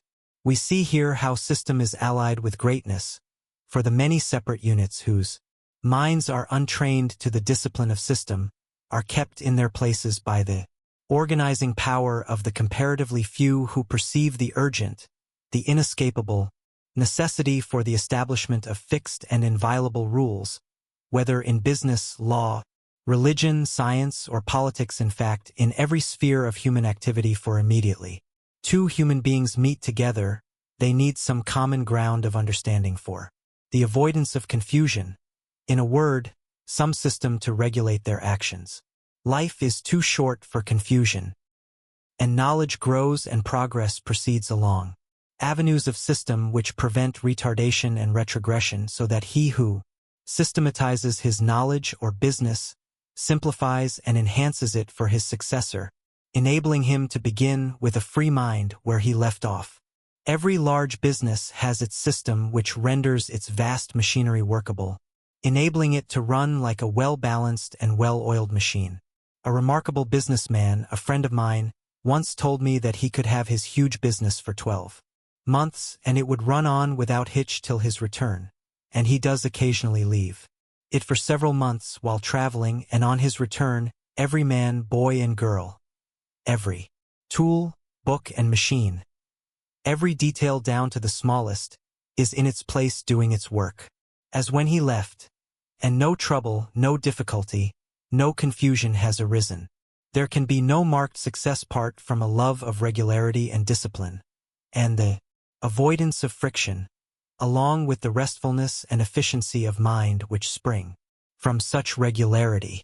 People who abhor discipline, whose minds are ungoverned and anarchic, and who are careless and irregular in their thinking, their habits, and the management of their affairs, cannot be highly successful and prosperous, and they fill their lives with numerous worries, troubles, difficulties, and petty annoyances, all of which would disappear under a proper regulation of their lives. An unsystematic mind is an untrained mind, and it can no more cope with well-disciplined minds in the race of life than an untrained athlete can successfully complete with a carefully trained competitor in athletic races. The ill-disciplined mind that thinks anything will do rapidly falls behind the well-disciplined minds who are convinced that only the best will do in the strenuous race for the prizes of life, whether they be material, mental, or moral prizes. The man who, when he comes to do his work, is unable to find his tools, or to balance his figures, or to find the key of his desk, or the key to his thoughtless, will be struggling in his self-made toils, while his methodical neighbor will be freely and joyfully scaling the invigorating heights of successful achievement. The businessman whose method is slovenly, or cumbersome, or behind the most recent developments of skilled minds, should only blame himself, as his prospects are decadent, and should wake up to the necessity for more highly specialized and effective methods in his concern. He should seize upon everything, every invention and idea that will enable him to economize time and labor, and aid him in thoroughness, deliberation, and dispatch. System is the law by which everything, every organism, business, character, nation, empire is built. By adding cell to cell, department to department, thought to thought, law to law, and colony to colony in orderly sequence and classification, all things, concerns, and institutions grow in magnitude and evolve to completeness. The man who is continually improving his methods is gaining in building power. It therefore behoves the businessman to be resourceful and inventive in the improvement of his methods. For the builders, whether of cathedrals or characters, business or religions, are the strong ones of the earth and the protectors and pioneers of humanity. The systematic builder is a creator and preserver, while the man of disorder demolishes and destroys, and no limit can be set to the growth of a man's powers, the completeness of his character, the influence of his organization, or the extent of his business, if he but preserve intact the discipline of order, and have every detail in its place, keep every department to its special task, and tabulate and classify with such efficiency and perfection as to enable him at any moment to bring under examination or into requisition to the remotest detail in connection with his special work. In system is contained these four ingredients: 1. Readiness. 2. Recuracy. 3. Utility. 4. Comprehensiveness. Readiness is aliveness. It is that spirit of alertness by which a situation is immediately grasped and dealt with. The observance of system fosters and develops this spirit. The successful general must have the power of readily meeting any new and unlooked for move on the part of the enemy. So every businessman must have the readiness to deal with any unexpected development affecting his line of trade, and so also must the man of thought be able to deal with the details of any new problems which may arise. Dilatoriness is a vice that is fatal to prosperity, for it leads to incapability and stupidity. The men of ready hands, ready hearts, and ready brains, who know what they are doing, and do it methodically, skillfully, and with smooth yet consummate dispatch are the men who need to think little of prosperity as an end, for it comes to them whether they seek it or not. Success runs after them and knocks at their door, and they unconsciously command it by the superb excellence of their faculties and methods. Accuracy is of supreme importance in all commercial concerns and enterprises, but there can be no accuracy apart from system, and a system which is more or less imperfect will involve its originator in mistakes more or less disastrous until he improves it. Inaccuracy is one of the commonest failings because accuracy is closely allied to self-discipline, and self-discipline, along with that glad subjection to external discipline, which it involves, is an indication of high moral culture to which the majority have not yet attained. If the inaccurate man will not willingly subject himself to the discipline of his employer or instructor but thinks he knows better, his failing can never be remedied, and he will thereby bind himself down to an inferior position, if in the business world, or to imperfect knowledge, if in the world of thought. The prevalence of the vice of inaccuracy, and in view of its disastrous effect it must be regarded as a vice, though perhaps one of the lesser vices, is patent to every observer in the way in which the majority of people relate a circumstance or repeat a simple statement of fact. It is nearly always made untrue by more or less marked inaccuracies. Few people, perhaps not reckoning those who deliberately lie, have trained themselves to be accurate in what they say, or are so careful as to admit and state their liability to error, and from this common form of inaccuracy many untruths and misunderstandings arise. More people take pains to be accurate in what they do than in what they say, but even here inaccuracy is very common, rendering many inefficient and incompetent, and unfitting them for any strenuous and well-sustained endeavor. The man who habitually uses up a portion of his own or his employer's time in trying to correct his errors, or for the correction of whose mistakes another has to be employed, is not the man to maintain any position in the work-a-day world, much less to reach a place among the ranks of the prosperous. There never yet lived a man who did not make some mistakes on his way to his particular success, but he is the capable and right-minded man who perceives his mistakes and quickly remedies them, and who is glad when they are pointed out to him. It is habitual and persistent inaccuracy which is a vice, and he is the incapable and wrong-minded man who will not see or admit his mistakes, and who takes offense when they are pointed out to him.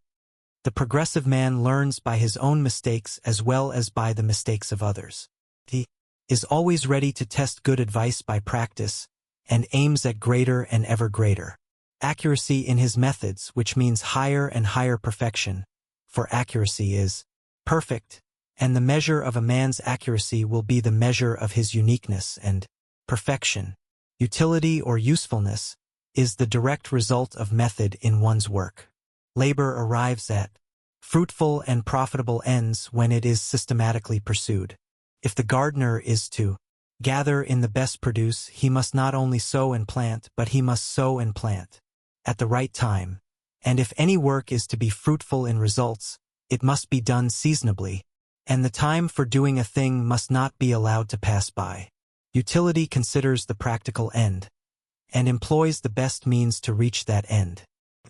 Avoids side issues, dispenses with theories, and retains its hold only on those things which can appropriate it to good uses in the economy of life. Unpractical people burden their minds with useless and unverifiable theories, and court failure by entertaining speculations which, by their very nature, cannot be applied in practice. The man whose powers are shown in what he does, and not in mere talking or arguing, avoids metaphysical quibbling and quandaries, and applies himself to the accomplishment of some good and useful end. That which cannot be reduced to practice should not be allowed to hamper the mind, should be thrown aside, abandoned, and ignored. A man recently told me that if his theory should be proved to have no useful end, he should still retain his hold upon it as a beautiful theory. If a man chooses to cling to so-called beautiful theories which are Proved to have no use in life and no substantial basis of reality, he must not be surprised if he fails in his worldly undertakings, for he is an unpractical man. When the powers of the mind are diverted from speculative theorizing to practical doing, whether in material or moral directions, skill, power, knowledge, and prosperity increase. A man's prosperity is measured by his usefulness to the community, and a man is useful in accordance with that he does, and not because of the theories which he entertains. The carpenter fashions a chair, the builder erects a house, the mechanic produces a machine, and the wise man molds a perfect character. Not the schismatic, the theorists, and the controversialists, but the workers, the makers, and the doers are the salt of the earth. Let a man turn away from the mirages of intellectual speculation, and begin to do something and to do it with all his might, and he will thereby gain a special knowledge, wield a special power, and reach his own unique position and prosperity among his fellows. Comprehensiveness is that quality of mind which enables a man to deal with a large number of related details, to grasp them in their entirety, along with the single principle which governs them and binds them together. It is a masterly quality, giving organizing and governing power, and is developed by systematic attention to details. The successful merchant holds in his mind, as it were, all the details of his business, and regulates them by a system adapted to his particular form of trade. The inventor has in his mind all the details of his machine, along with their relation to a central mechanical principle, and so perfects his invention. The author of a great poem or story relates all his characters and incidents to a central plot, and so produces a composite and enduring literary work. Comprehensiveness is analytic and synthetic capacity combined in the same individual, a capacious and well-ordered mind, which holds within its silent depths an army of details in their proper arrangement and true working order, is the mind that is near to genius, even if it has not already arrived.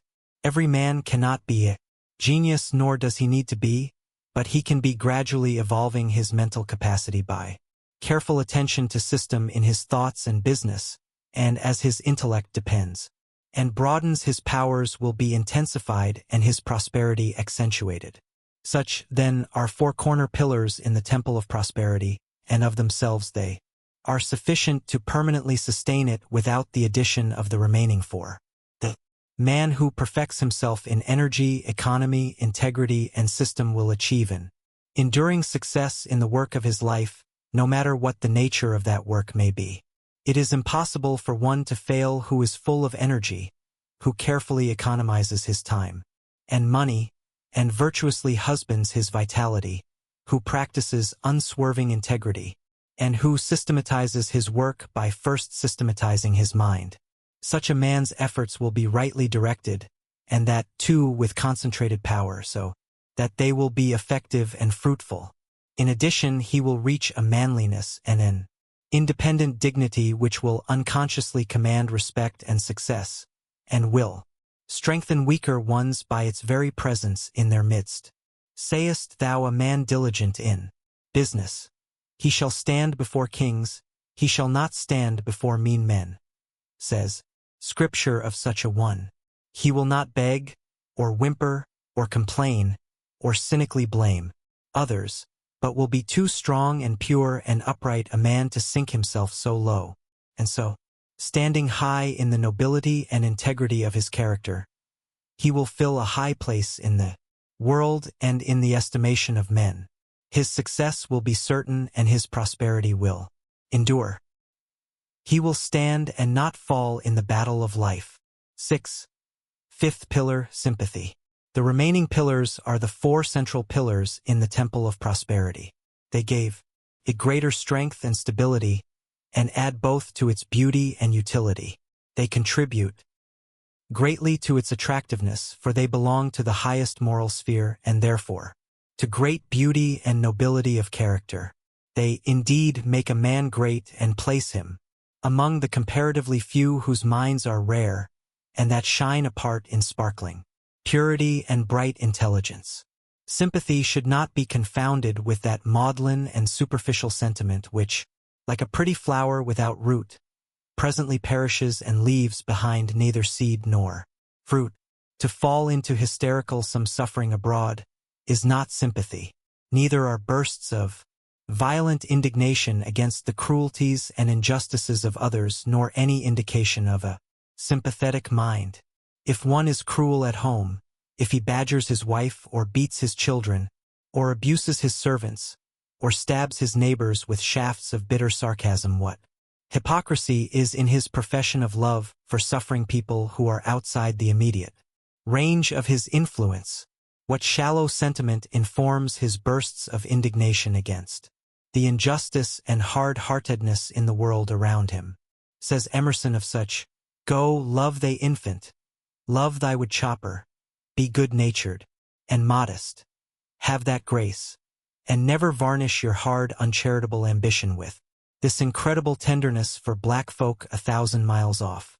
They love afar is spite at home. The test of a man is in his immediate acts, and not in ultra-sentiments.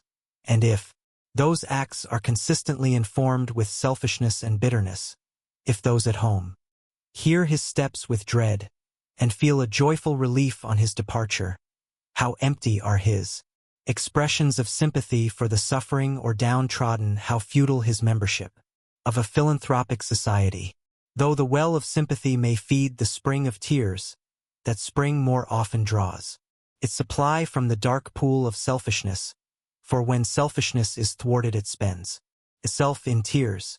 Sympathy is a deep, silent, inexpressible tenderness which is shown in a consistently self-forgetful, gentle character.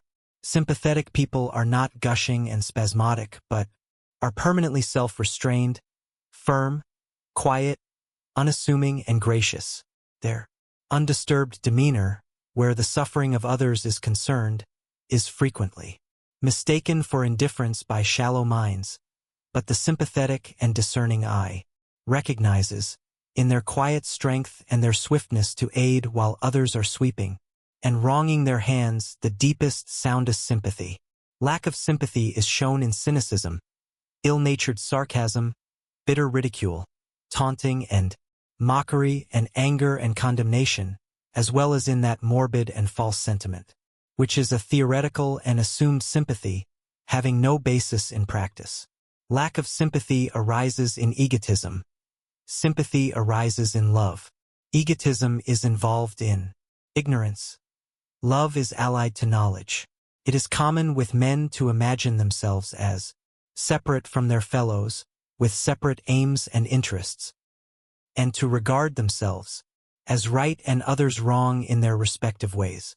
Sympathy lifts a man above this separate and self-centered life and enables him to live in the hearts of his fellows, and to think and feel with them. He puts himself in their place and becomes, for the time being, as they are. As Whitman, the hospital hero, expresses it, "I do not ask the wounded person. It is a kind of impertinence to question a suffering creature. Suffering calls for aid and tenderness and not for curiosity, and the sympathetic man or woman feels the suffering and ministers to its alleviation. Nor can sympathy boast, and wherever self-praise enters in, sympathy passes out. If one speaks of his many deeds of kindness and complains of the ill treatment he has received, in return, he has not done kindly deeds, but has yet to reach that self-forgetful modest, which is the sweetness of sympathy. Sympathy, in its real and profound sense, is oneness with others in their strivings and sufferings, so that the man of sympathy is a composite being. He is, as it were, a number of men, and he views a thing from a number of different sides and not from one side only, and that his own particular side. He sees with the others men's eyes, hears with their ears, thinks with their minds, and feels with their hearts. He is thus able to understand men who are vastly different from himself. The meaning of their lives is revealed to him, and he is united to them in the spirit of goodwill. Said Balzac, "The poor fascinate me. Their hunger is my hunger. I am with them in their homes. Their privations I suffer. I feel the beggar's rags upon my back. I for the time being become the poor and despised man. It reminds us of the saying of one greater than Balzac, that a deed done for a suffering little one was done for him. And so it is. Sympathy leads us to the hearts of all men, so that we become spiritually united to them, and when they suffer we feel the pain. When they are glad we rejoice with them. When they are despised and persecuted we spiritually descend with them into the depths, and take into our hearts their humiliation and distress. And he who has this binding, uniting spirit of sympathy can never be cynical and condemnatory, can never pass thoughtless and cruel judgments upon his fellows, because in his tenderness of heart he is ever with them in their pain. But to have reached this ripened sympathy, it must needs be that one has loved much, suffered much, and sounded the dark depths of sorrow. It springs from acquaintance with the profoundest experiences, so that a man has had conceit, thoughtlessness, and selfishness burnt out of his heart. No man can have true sympathy who has not been, in some measure at least, a man of sorrows and acquainted with grief. But the sorrow and grief must have passed, must have ripened into a fixed kindness and habitual calm. To have suffered so much in a certain direction that the suffering is finished, and only its particular wisdom remains, enables one, wherever that suffering presents itself, to understand and deal with it by pure sympathy. And when one has been perfected by suffering in many directions, he becomes a center of rest and healing for the sorrowing and broken-hearted who are afflicted with the affections which he has experienced and conquered. As a mother feels the anguish of her suffering child, so the man of sympathy feels the anguish of suffering men. Such is the highest and holiest sympathy, but a sympathy much less perfect is a great power for good in human life, and a measure of it is everywhere and every day needed. While rejoicing in the fact that in every walk in life there are truly sympathetic people, one also perceives that harshness, resentment, and cruelty are all too common. These hard qualities bring their own sufferings, and there are those who fail in their business or particular work entirely because of the harshness of their disposition.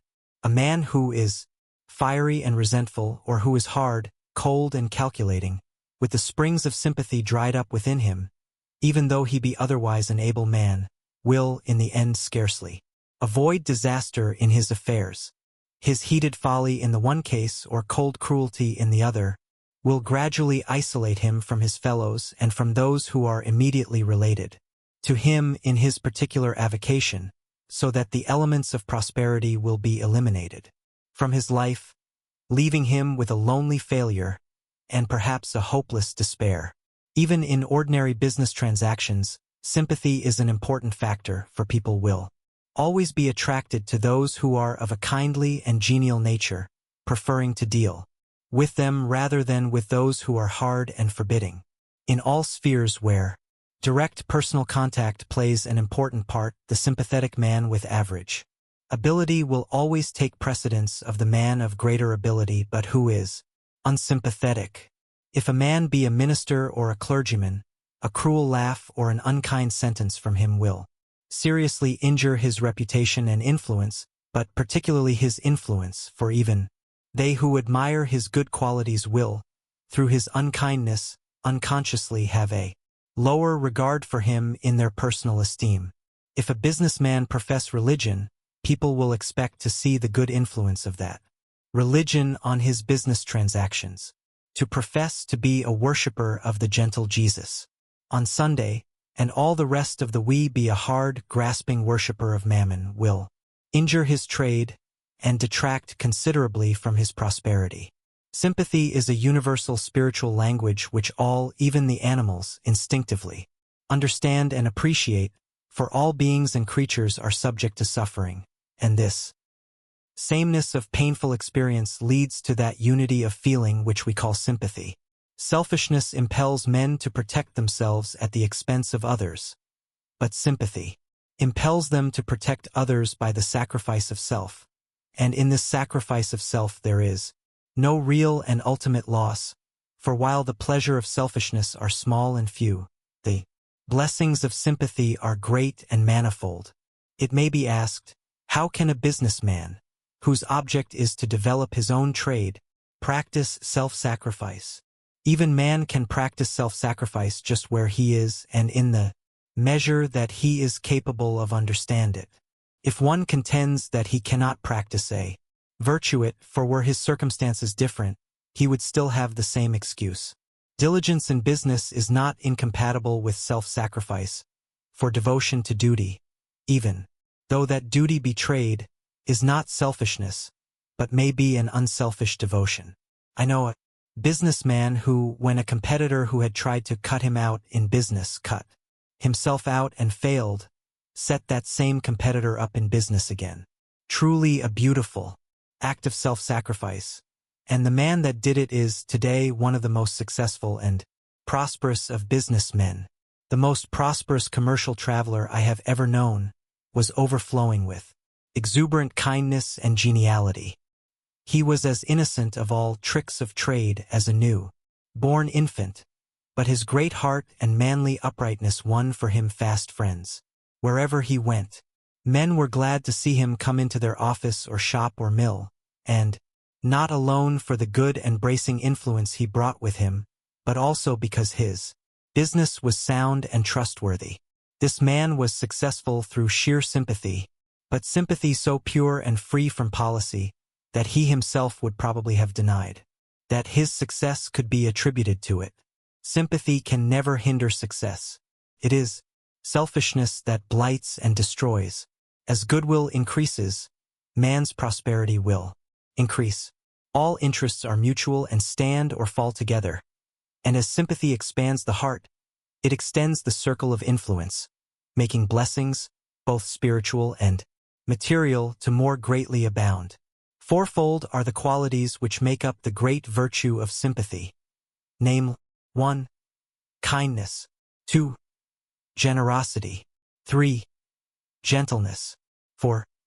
Insight. Kindness, when fully developed, is not a passing impulse but a permanent quality. An intermittent and unreliable impulse is not kindness, though it often goes under that name. There is no kindness in praise if it be followed by abuse. The love which seems to prompt the spontaneous kiss will be of little account if it be associated with a spontaneous spite. The gift which seems so gracious will lose its value should the giver afterwards wish its value in return. To have one's feelings aroused to do a kind action towards another by some external stimulus pleasing to oneself, and shortly afterwards to be swayed to the other extreme towards the same person by an external event unpleasing to oneself, should be regarded as weakness of character. And it is also a selfish condition, us, and when he pleases us, to be thinking of oneself only. True kindness is unchangeable, and needs no external stimulus to force it into action. Is a well from which thirsty souls can always drink, and it never runs dry. Kindness, when it is a strong virtue, is bestowed not only on those who please us, but also upon those whose actions go contrary to our wish and will, and it is a constant and never varying glow of genial warmth. There are some actions of which men repent. Such are all unkind actions. There are other actions of which men do not repent, and such are all kind actions. The day comes when men are sorry for the cruel things they said and did, but the day of gladness is always with them for the kindly things they have said and done.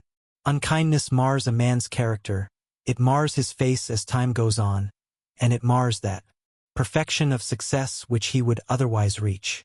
Kindness beautifies the character, it beautifies the face with the growth of the years, and it enables a man to reach that perfection of success to which his intellectual abilities entitle him. A man's prosperity is mellowed and enriched by the kindness of his disposition. Generosity goes with a larger-hearted kindness. If kindness be the gentle sister, generosity is the strong brother. A free, open-handed, and magnanimous character is always attractive and influential. Stringiness and meanness always repel. They are dark, cramped, narrow, and cold. Kindness and generosity always attack. They are sunny, genial, open, and warm. That which repels makes for isolation and failure. That which attracts makes for union and success. Giving is as important a duty as getting, and he who gets all he can and refuses to give will at last be unable to get. For it is as much a spiritual law that we cannot get unless we give as that we cannot give unless we get. Giving has always been taught as a great and important duty by all the religious teachers. This is because giving is one of the highways of personal growth and progress. It is a means by which we attain to greater and greater unselfishness, and by which we prevent the falling back into selfishness. It implies that we recognize our spiritual and social kinship with our fellow men, and are willing to part with a portion of that we have earned or possess, for man who, the more he gets, hungers for more still, and refuses to loosen his grasp upon his accumulating store, like a wild beast with its prey, is retrogressing. He is shutting himself out from all the higher and joy-giving qualities, and from free and life-giving communion with unselfish, happy human hearts. Dickens's Scrooge in A Christmas Carol represents the condition of such a man with graphic vividness and dramatic force. Our public men in England today, probably also in America, are nearly all, I think I might say all, for I have not yet met an exception, great givers. These men, Lord mayors, magistrates, town and city councillors, and all men filling responsible public offices, being men who have been singularly successful in the management of their own private affairs, are considered the best men for the management of public affairs, and numerous noble institutions throughout the land are perpetual witnesses to the munificence of their gifts. Nor have I been able to find any substantial truth in the accusation, so often hurled against such men by the envious and unsuccessful, that their riches are made unjustly. Without being perfect men, they are an honorable class of manly, vigorous, generous, and successful men, who have acquired riches and honor by sheer industry, ability, and uprightness. Let a man beware of greed, of meanness, of envy, of jealousy, of suspicion, for these things, if harbored, will rob him of all that is best in life, even all that is best in material things, as well as all that is best in character and happiness. Let him be liberal of heart and generous of hand, magnanimous and trusting, not only giving cheerfully and often of his substance, but allowing his friends and fellow men freedom of thought and action. Let him be thus, and honor, plenty, and prosperity will come knocking at the door for admittance as his friends and guests. Gentleness is akin to divinity. Perhaps no quality is so far removed from all that is coarse, brutal, and selfish as gentleness, so that when one is becoming gentle, he is becoming divine. It can only be acquired after much experience and through great self-discipline. It only becomes established in a man's heart when he has controlled and brought into subjection his animal voice, a distinct, firm, but quiet enunciation, and freedom from excitement, vehemence, or resentment in peculiarly aggravating circumstances. If there is one quality which, above all others, should distinguish the religious man, it is the quality of gentleness, for it is the hallmark of spiritual culture. The rudely aggressive man is an affront to cultivated minds and unselfish hearts. The word gentleman has not altogether departed from its original meaning. It is still applied to one who is modest and self-restrained, and is considerate for the feelings and welfare of others. A gentleman, one whose good behavior is prompted by thoughtfulness, and kindliness is always loved, whatever may be his origin. Quarrelsome people make a display in their bickering and recriminations of their ignorance and lack of culture. The man who has perfected himself in gentleness never quarrels. He never returns the hard word. He leaves it alone, or meets it with a gentle word which is far more powerful than wrath. Gentleness is wedded to wisdom, and the wise man has overcome all anger in himself and so understands how to overcome it in others. The gentleman is saved from most of the disturbances and turmoils with which uncontrolled men afflict themselves. While they are wearing themselves out with wasteful and needless strain, he is quiet and composed, and such quietness and composure are strong to win in the battle of life. Insight is the gift of sympathy. The sympathetic mind is the profoundly perceiving mind. We understand by experience and not by argument. Before we can know a thing or being, our life must touch its or his life. Argument analyzes the outer skin, but sympathy reaches to the heart. The cynic sees the hat and coat and thinks he sees the man. The sympathetic seer sees the man and is not concerned with the hat and coat. In all kinds of hatred there is a separation by which each misjudges the other. In all kinds of love, there is a mystic union by which each knows the other. Sympathy being the purest form. Of this the greatest poet because he has the largest heart. No other figure in all literature has shown such a profound knowledge of the human heart and of nature both animate and inanimate. The personal Shakespeare is not to be found in his works. He is merged by sympathy into his characters, the wise man and the philosopher, the madman and the fool, the drunkard and the harlot. These he, for the time into their particular experiences and knew them better than they knew themselves. Shakespeare has no partiality, no prejudice. His sympathy embraces all, from the lowest to the highest. Prejudice is the great barrier to sympathy and knowledge. It is impossible to understand those against whom one harbors a prejudice. We only see men and things as they are when we divest our minds of partial judgments. We become seers as we become sympathizers. Sympathy has knowledge for her companion. Inseparable are the feeling heart and the seeing eye. The man of pity is the man of prophecy. He whose heart beats in tune with all hearts, to him the contents of all hearts are revealed, nor are past and future any longer insoluble mysteries to the man of sympathy. His moral insight apprehends the perfect round of human life. Sympathetic insight lifts a man into the consciousness of freedom, gladness, and power. His spirit inhales joy as his lungs inhale air. There are no longer any fears of his fellow men of competition, hard times, enemies, and the like. These groveling illusion have disappeared, and there has opened up before his awakened vision a realm of greatness and grandeur. 7. Sixth pillar, sincerity. Human society is held together by its sincerity. A universal falseness would beget a universal mistrust which would bring about a universal separation, if not destruction. Life is made sane, wholesome, and happy by our deep-rooted belief in one another. If we did not trust men, we could not transact business with them, could not even associate with them. Shakespeare's Timon shows us the wretched condition of a man who, through his own folly, has lost all faith in the sincerity of human nature. He cuts himself off from the company of all men and finally commits suicide. Emerson has something to the effect that if the trust system were withdrawn from commerce, society would fall to pieces, that system being an indication of the universal confidence men place in each other. Business, commonly supposed by the short-sighted and foolish to be all fraud and deception, is based on a great trust, a trust that men will meet and fulfill their obligations.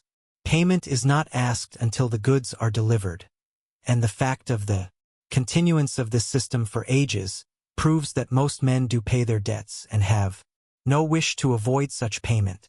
Back of all its shortcomings, human society rests on a strong basis of truth.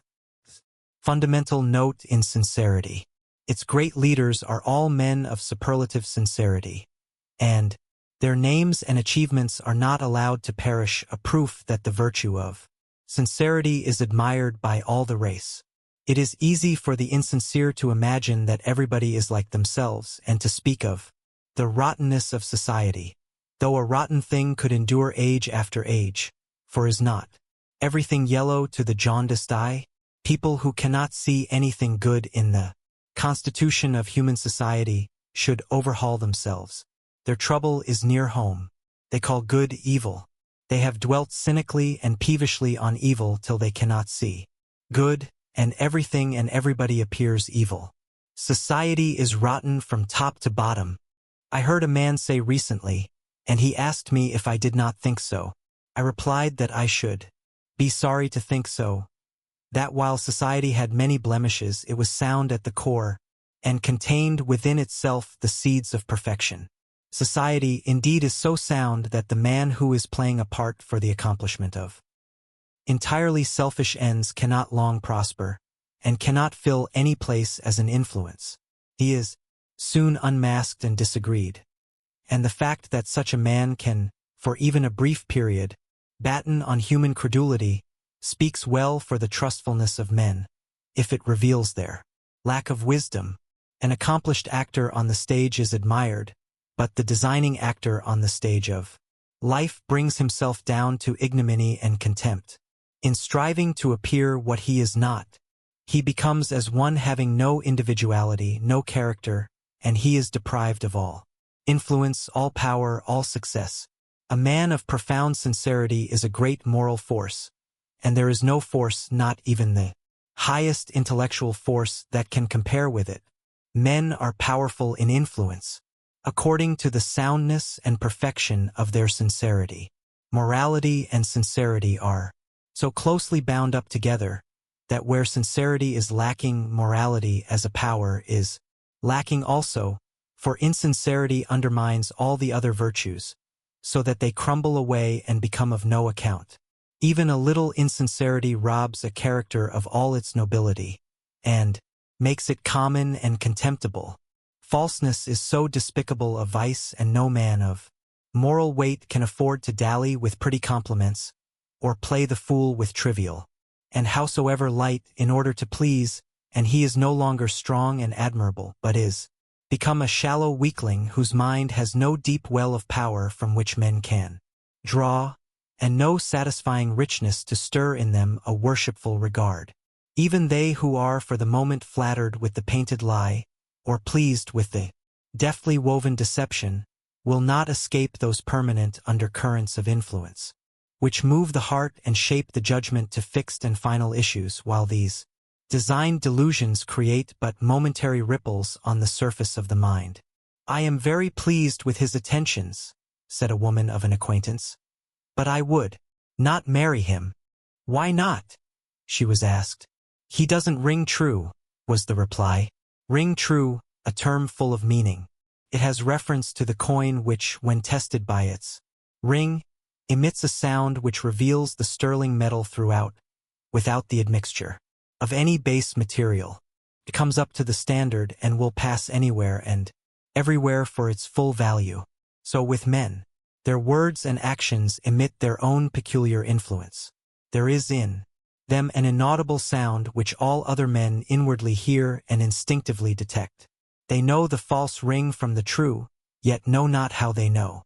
As the outer ear can make the most delicate distinctions in sounds, so the inner ear can make equally subtle distinctions between souls. None are ultimately deceived but the deceiver. It is the blind folly of the insincere that, while flattering themselves upon their successful simulations, they are deceiving none but themselves. Their actions are laid bare before all hearts.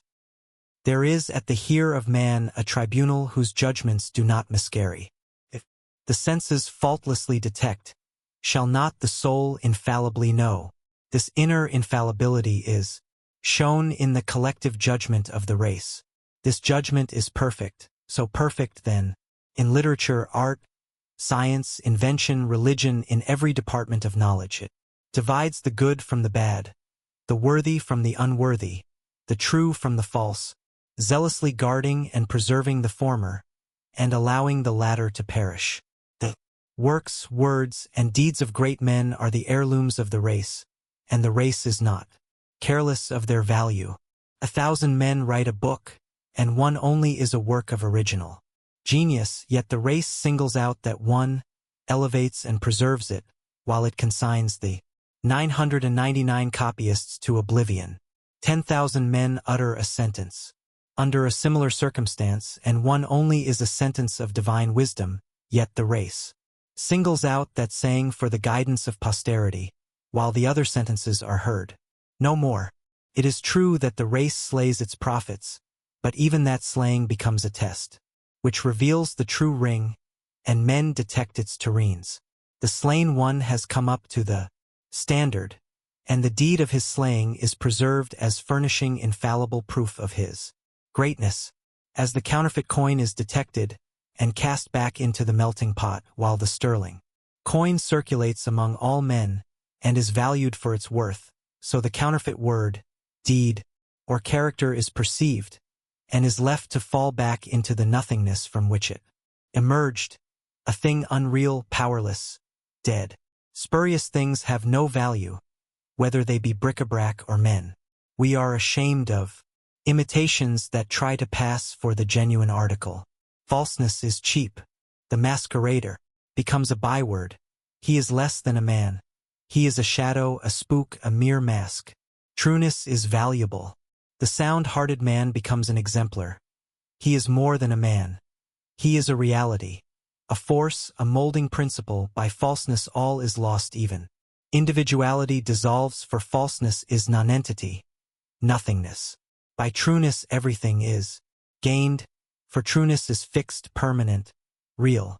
It is all important that we be real, that we harbor no wish to appear other than what we are, that we simulate no virtue, assume no excellency, adopt no disguise. The hypocrite thinks he can hoodwink the world and the eternal law of the world. There is but one person that he hoodwinks, and that is himself, and for that the law of the world inflicts its righteous penalty. There is an old theory that the excessively wicked are annihilated. I think to be a pretender is to come as near to annihilation as a man can get, for there is a sense in which the man is gone, and in his place there is but a mirage of shams. The hell of annihilation which so many dread, he has descended into, and to think that such a man can prosper is to think that shadows can do the work of entities, and displace real men. If any man thinks he can build up a successful career on pretenses and appearances, let him pause before sinking into the abyss of shadows. For in insincerity there is no solid ground, no substance, no reality. There is nothing on which anything can stand, and no material with which to build. But there are loneliness, poverty, shame, confusion, fears, suspicions, weeping, groaning, and lamentations. For if there is one hell lower, darker, fouler than all others, it is the hell of insincerity. For beautiful traits adorn the mind of the sincere man. They are 1. Simplicity, 2.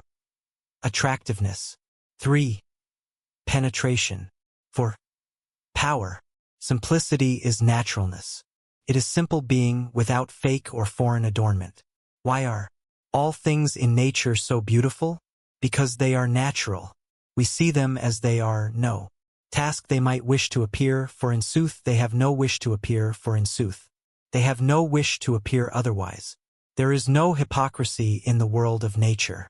Outside of human nature, the flower which is so beautiful in all eyes would lose its beautify in all eyes would nature. We look upon reality, and its beauty and perfection gladden and amaze us. We cannot find anywhere a flaw, and are conscious of our incapacity to improve upon anything, even to the most insignificant. Everything has its own peculiar perfection, and shines in the beauty of unconscious simplicity. One of the modern social cries is, "Back to nature." It is generally understood to mean a cottage in the country and a piece of land to cultivate. It will be of little use to go into the country if we take our shams with us, and any veneer which may cling to us can as well be washed off just where we are. It is good that they who feel burdened with the conventions of society should fly to the country and court the quiet of nature, but it will fail if it by anything but a means to that inward redemption which will restore us to the simple and the true.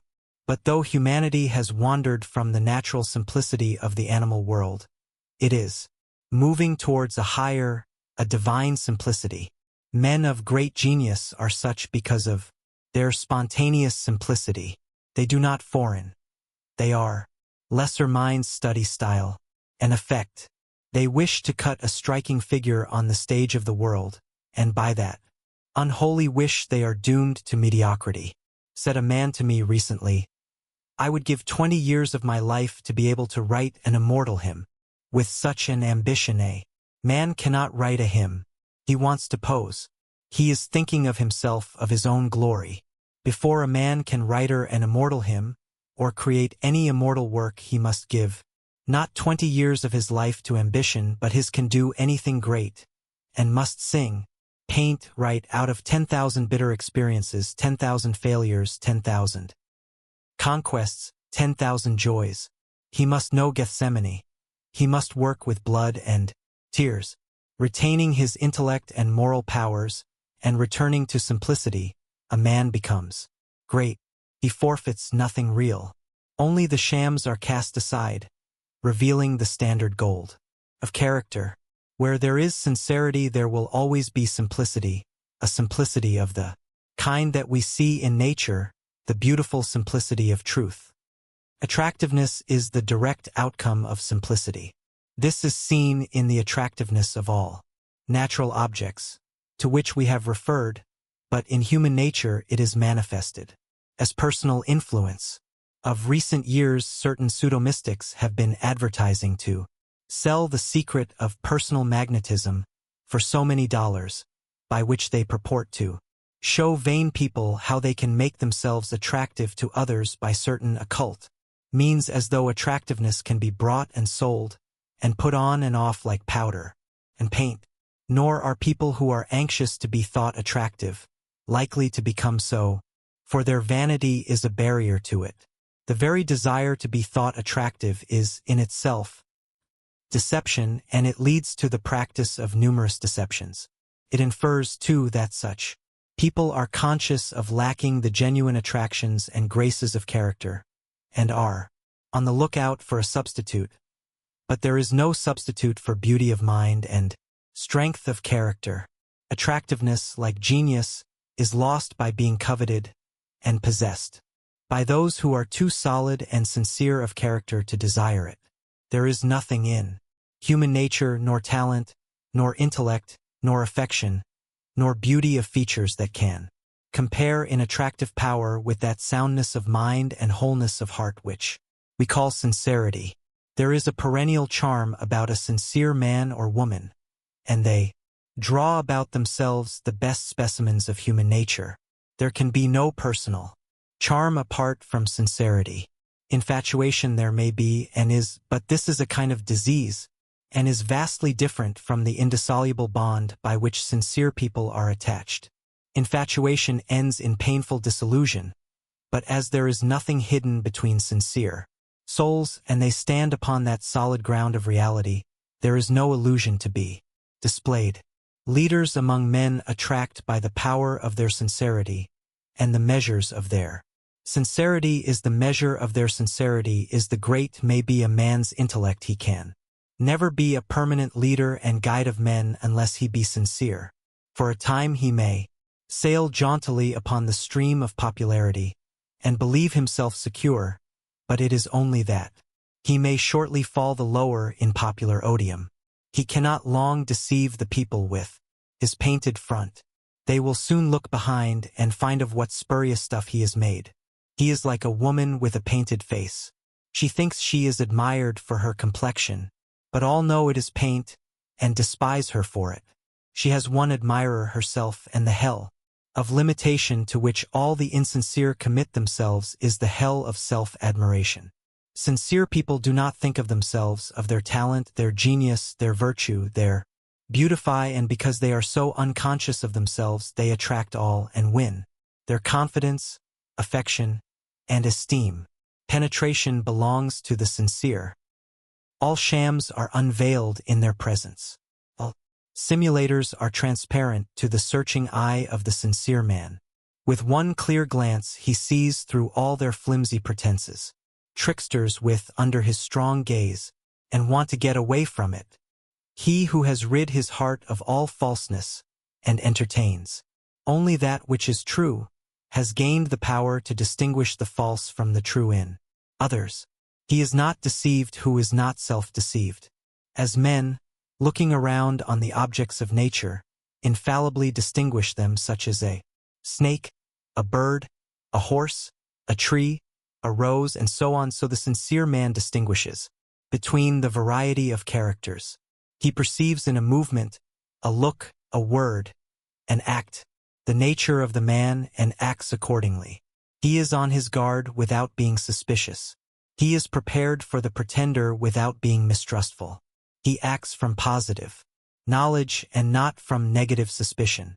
Men are open to him and he reads their contents. His penetrative judgment pierces to the center of actions. His direct and unequivocal conduct strengthens in others the good and shames the bad, and he is a staff of strength to those who have not yet attained to his soundness of heart and head. Power goes with penetration. An understanding of the nature of actions is accompanied with the power to meet and deal with all actions in the right and best way. Knowledge is always power, but knowledge of the nature of actions is superlative power, and he who possesses it becomes a presence to all hearts and modifies their actions for good.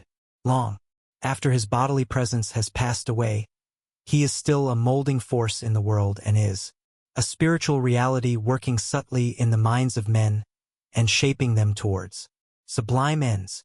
At first his power local and limited, but the circle of righteousness which he has set moving continues to extend and extended till it embraces the whole world, and all men are influenced by it.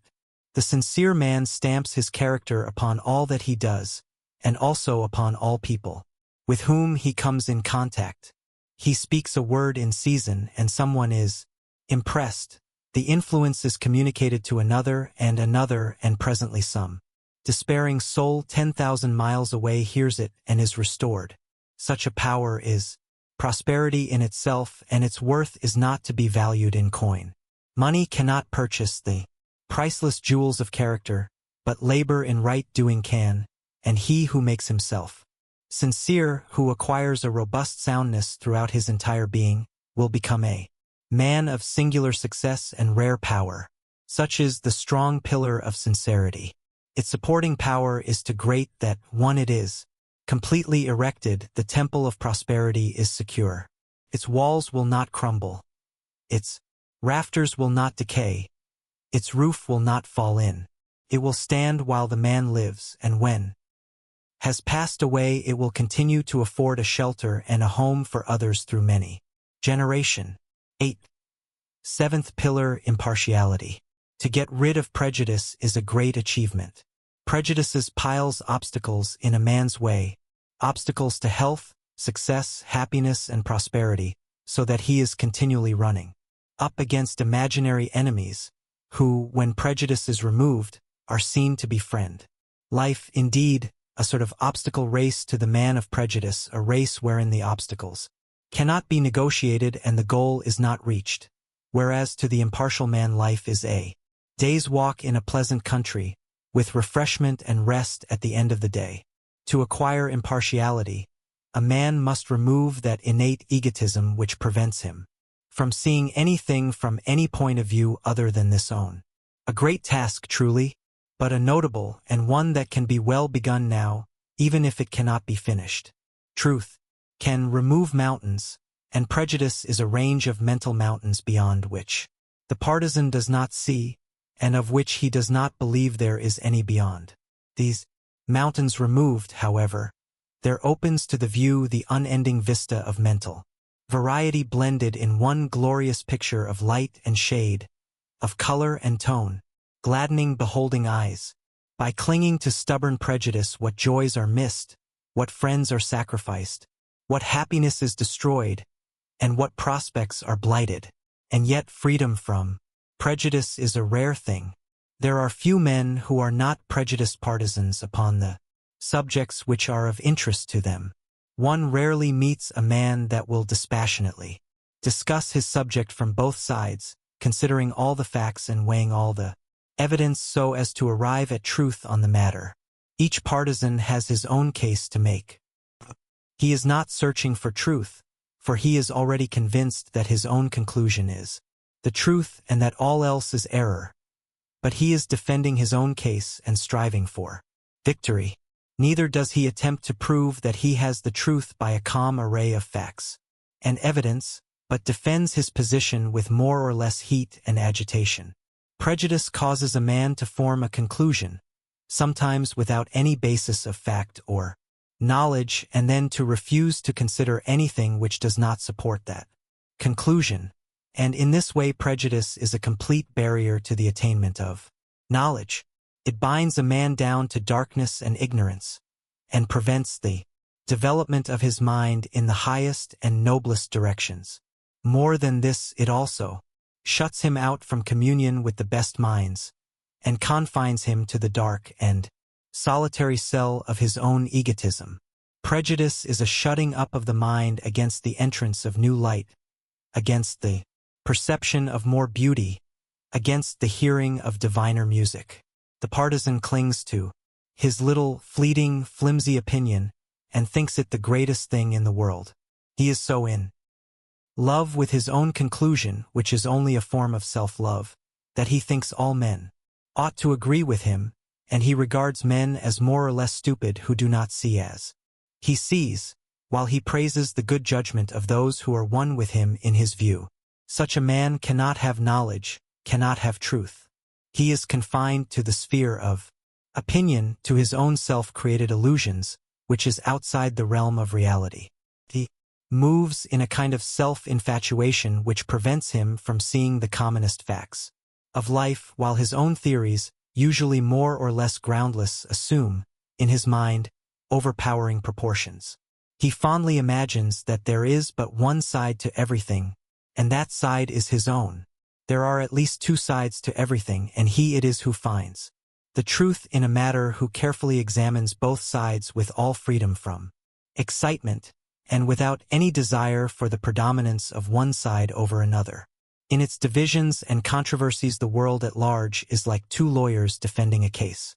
The counsel for the prosecution presents all the facts which prove his side, while counsel for the defense presents all the facts which support his contention, and each belittles or ignores or tries to reason away the facts of the other.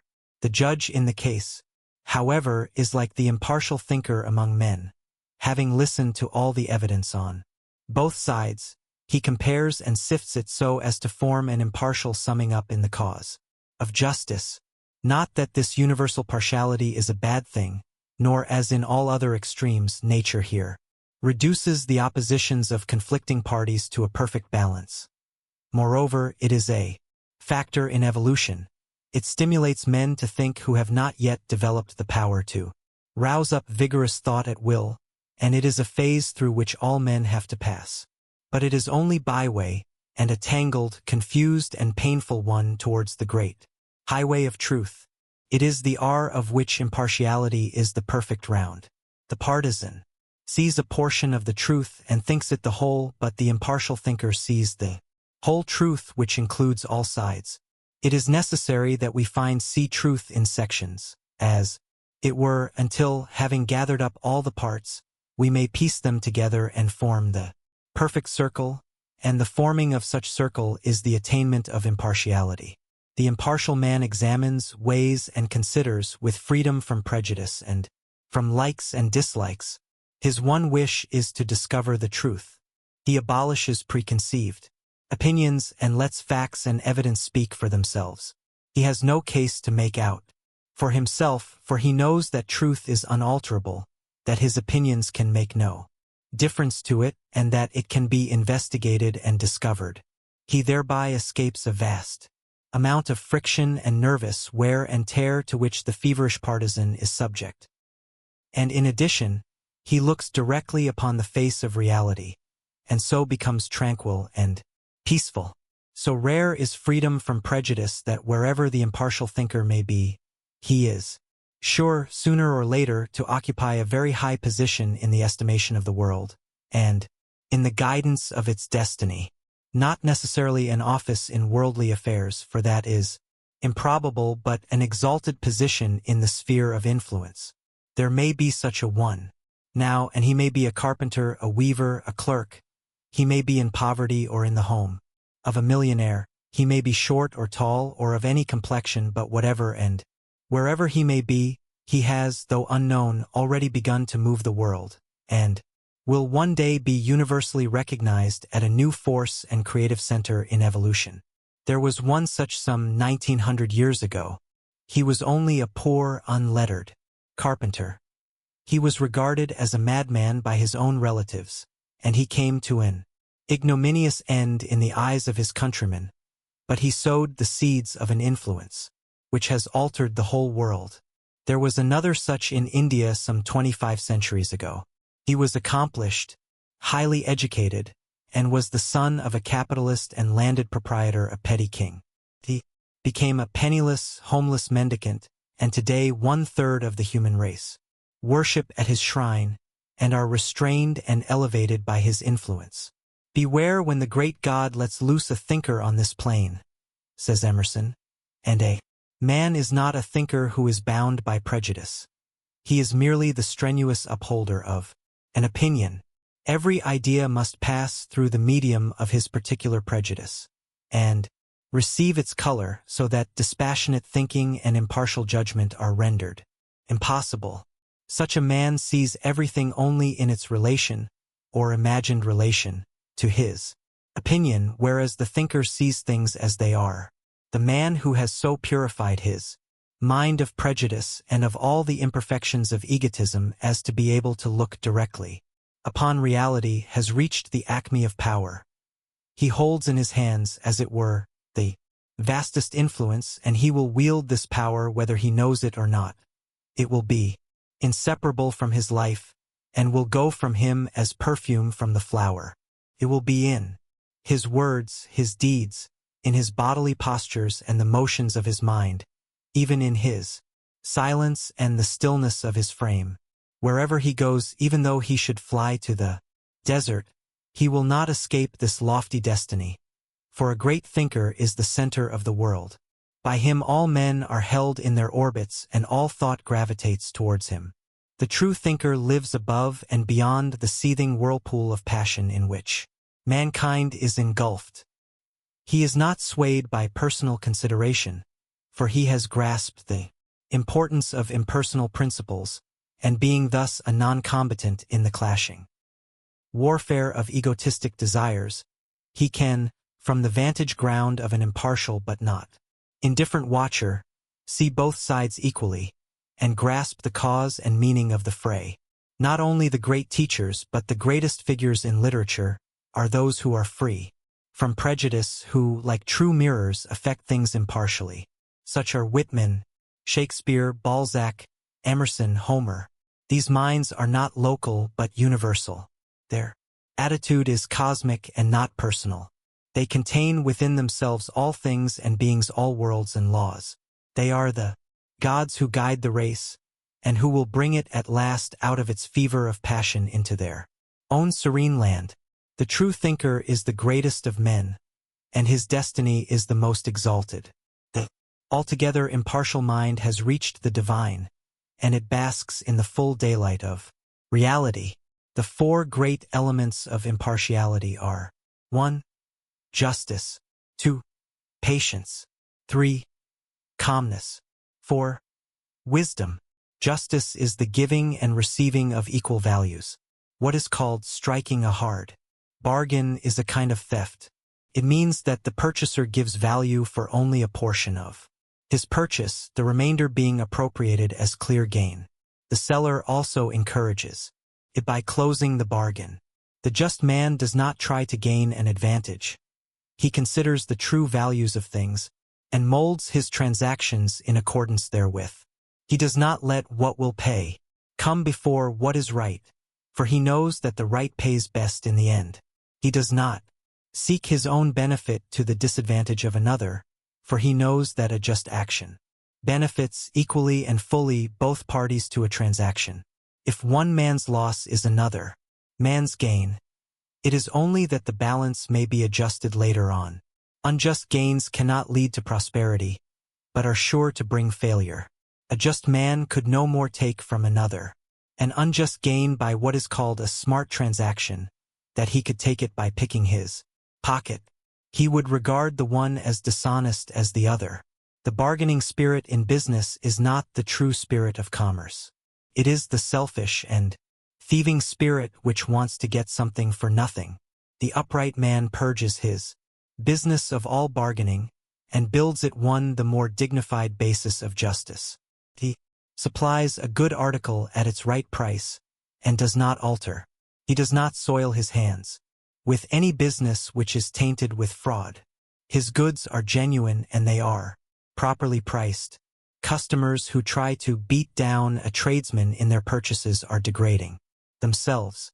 Their practice assumes one or both of two things, namely that either the tradesman is dishonest and is overcharging, a low, suspicious attitude of mind, or that they are eager to cajole him out of his profit, an equally base attitude, and so benefit by his loss.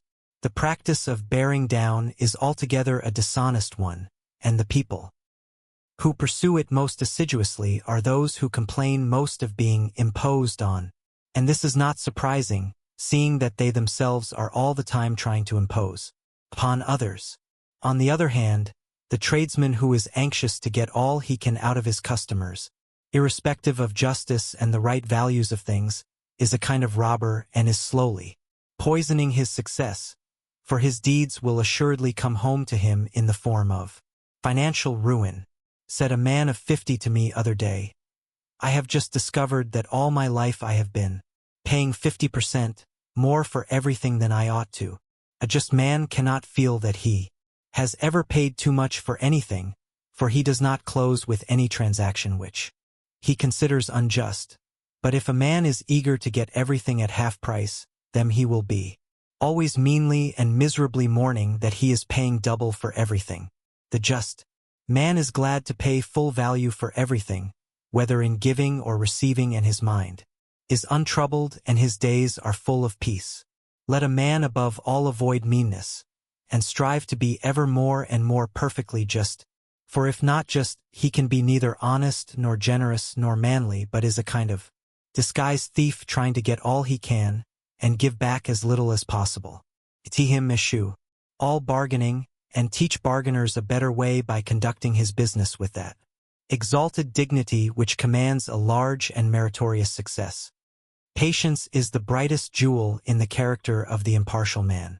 Not a particular patience with a particular thing, like a girl with her needlework or a boy building his toy engine, but on unswerving considerateness, a sweetness of disposition at all times, and under the most trying circumstances, an unchangeable and gentle strength which no trial can mar and no persecution can break. A rare possession, it is true, and one not to be expected for a long time yet from the bulk of mankind, but a virtue that can be reached by degree, and even a partial patience will work wonders in a man's life and affairs, as a confirmed impatience all work devastation. The irascible man is courting speedy disaster, for who will care to deal with a man who continually going off like ground powder when some small spark of complaint or criticism falls upon him? Even his friends will one by one desert him, for who would court the company of a man who rudely assaults him with an impatient and fiery tongue over every little difference or misunderstanding? A man must begin to wisely control himself, and to learn the beautiful lessons of patience if he is to be highly prosperous, if he is to be a man of use and power. He must learn to think of others, to act for their good, and not alone for himself, to be considerate, forbearing, and long-suffering. He must study how to have a heart at peace with men who differ from him on those things which he regards as most vital. He must avoid quarreling as he would avoid drinking a deadly poison. Discords from without will be continually overtaking him, but he must fortify himself against them. He must study how to bring harmonies out of them by the exercise of patience. Strife is common. It pains the heart and distorts the mind. Patience is rare, it enriches the heart and beautifies the mind. Every cat can spit and fume. It requires no effort, but only a looseness of behavior.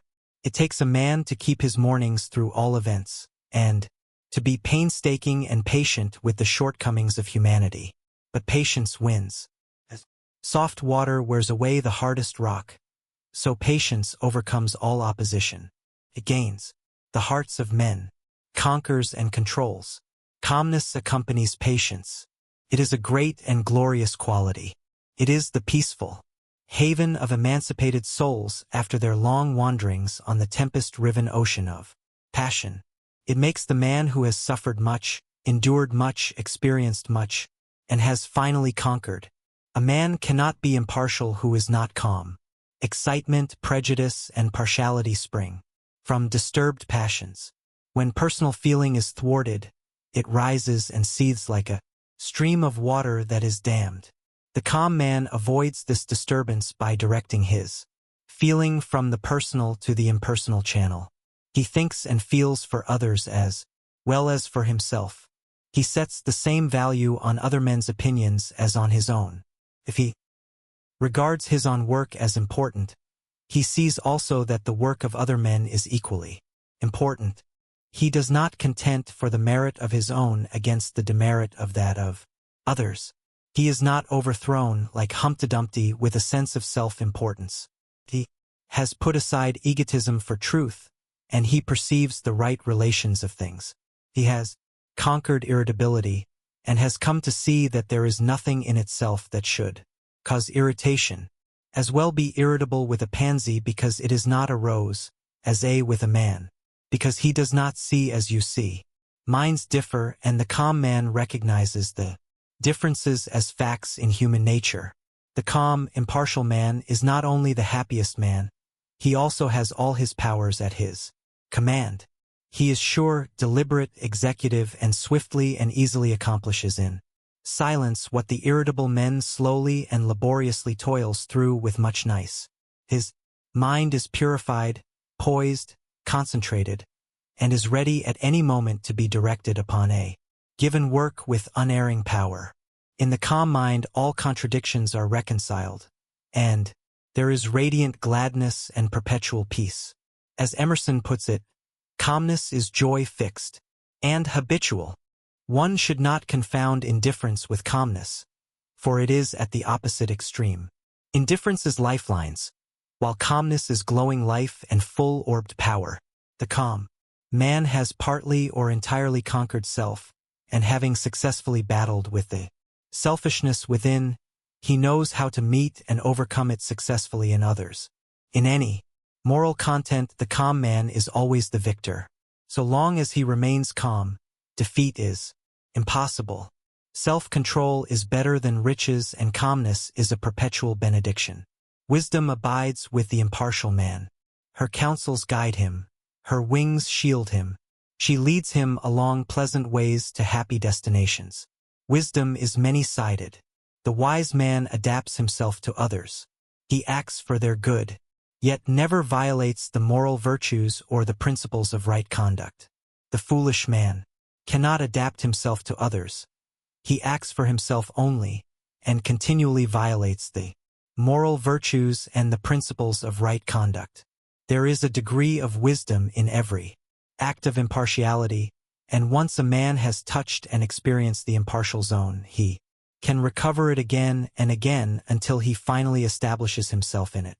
Every thought, word, and act of wisdom tells on the world at large, for it is fraught with greatness. Wisdom is a well of knowledge and a spring of power. It is profound and comprehensive, and is so exact and all-inclusive as to embrace the smallest details. In its spacious greatness it does not overlook the small. The wise mind is like the world, it contains all things in their proper place and order, and is not burdened thereby. Like the world also, it is free and unconscious of any restrictions. Yet it is never loose, never erring, never sinful and repentant. Wisdom is the steady, grown-up being of whom folly was the crying infant. It was outgrown the weakness and dependence, the errors and punishments of infantile ignorance, and is erect, poised, strong, and serene. The understanding mind needs no external support. It stands of itself on the firm ground of knowledge. Not book knowledge but ripened experience.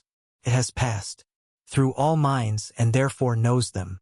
It has traveled with all hearts and knows their journeying in joy and sorrow.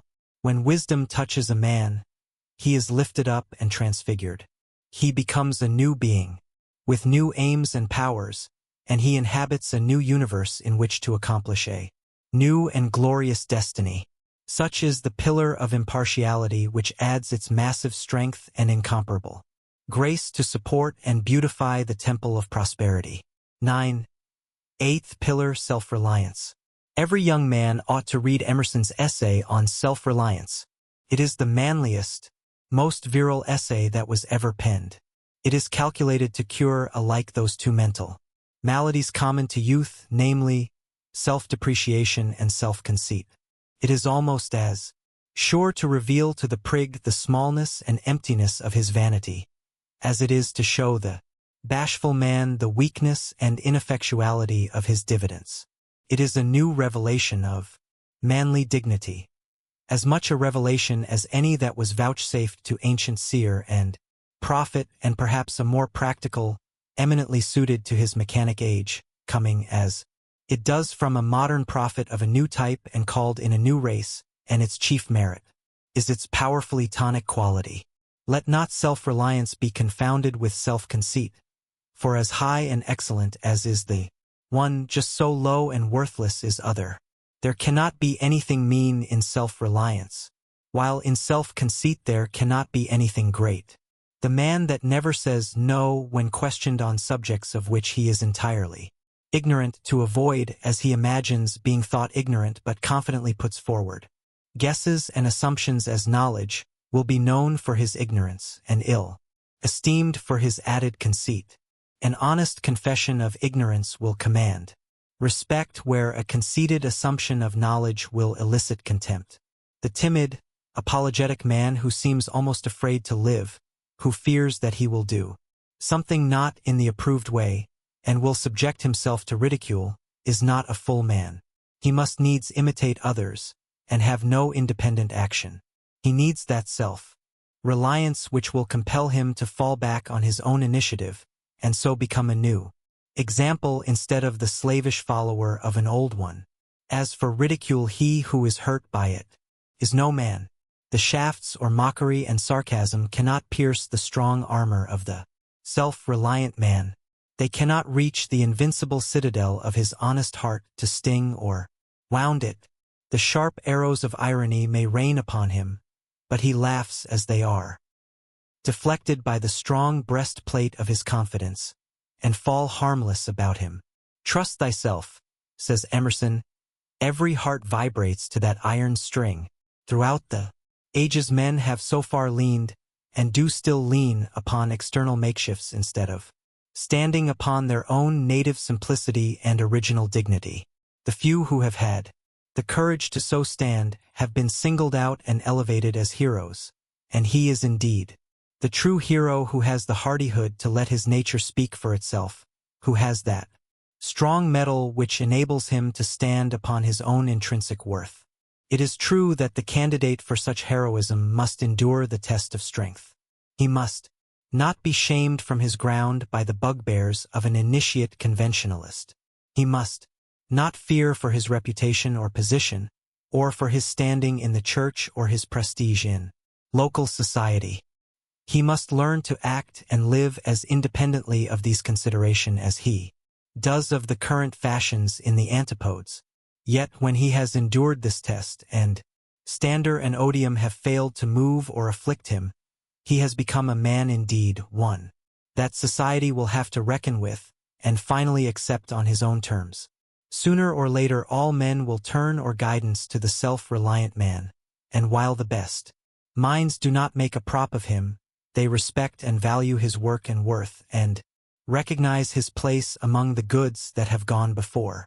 It must not be thought an indication of self-reliance to scorn to learn. Such an attitude is born of a stubborn superciliousness which has the elements of weakness, and is prophetic of a fall, rather than the elements of strength and the promise of high achievement which are characteristic of self-reliance. Pride and vanity must not be associated with self rests upon incidentals and appurtenances, on money, clothing, property, prestige, position, and these lost, all is lost.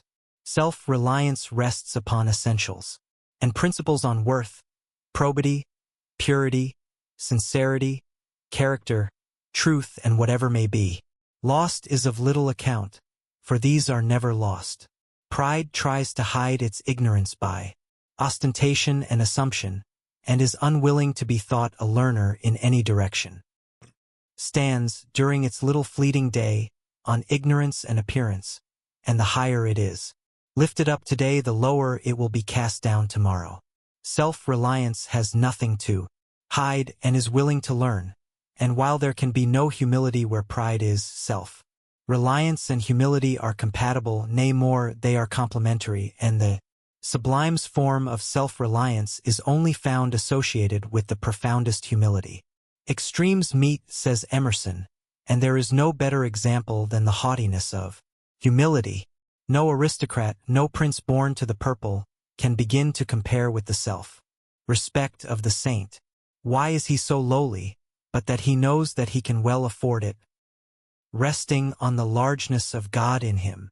It was Buddha who, I this particular, said, "Those who, either now or after I am dead, shall be a lamp unto themselves, relying upon themselves only and not relying upon any external help, but holding fast to the truth as their lamp, and seeking their salvation in the truth alone, shall not look for assistance to any one beside themselves. It is they, among my disciples, who shall reach the very topmost height, but they must be willing to learn." In this saying, the repeated insistence on the necessity for relying upon oneself alone, coupled with the final exhortation to be eager to learn, is the wisest utterance on self-reliance that I know. In it, the great teacher comprehends that perfect balance between self-trust and humility, which the man of truth must acquire. Self-trust is the essence of heroism. All great men are self-reliant, and we should use them as teachers and exemplars and not as props and perambulators. A great man comes who leans upon no one, but stands alone in the solitary dignity of truth, and straightway the world begins to lean upon him, begins to make him an excuse for spiritual indolence and a destructive self-abasement. Better than cradling our vices in the strength of the great would it be to newly light our virtues at their luminous lamp. If we rely upon the light of another, darkness will overtake us, but if we rely upon our own light, we have but to keep it burning. We may both draw light from another and communicate it, but to think it sufficient while our own lamp is rusting in neglect is shortly to find ourselves abandoned in darkness. Our own inner light is the light which never fails us. What is the inner light of the Quakers but another name for self-reliance? We should stand upon what we are, not upon what another is. But I am so small and poor, you say. Well, stand upon that smallness, and presently it will become great. A babe must needs suckle and cling, but not so man. Henceforth he goes upon his own limbs. Men pray to God to put into their hands that which they are framed to reach out for, to put into their mouth the food for which they should strenuously labor. But men will outgrow this spiritual infancy. The time will come when men will no more pay a priest to pray for them and preach to them. Man's chief trouble is a mistrust of himself, so that the self-trusting man becomes a rare and singular spectacle. If a man look upon himself as a worm, what can come out of him but an ineffectual wriggling? Truly, he that humbleth shall be exalted, but not he that degardeth himself. A man should see himself as he is, and if there is any unworthiness in him, he should get rid of it, and retain and rely upon that which is of worth. A man is only debased when he debases himself. He is exalted when he lives an exalted life.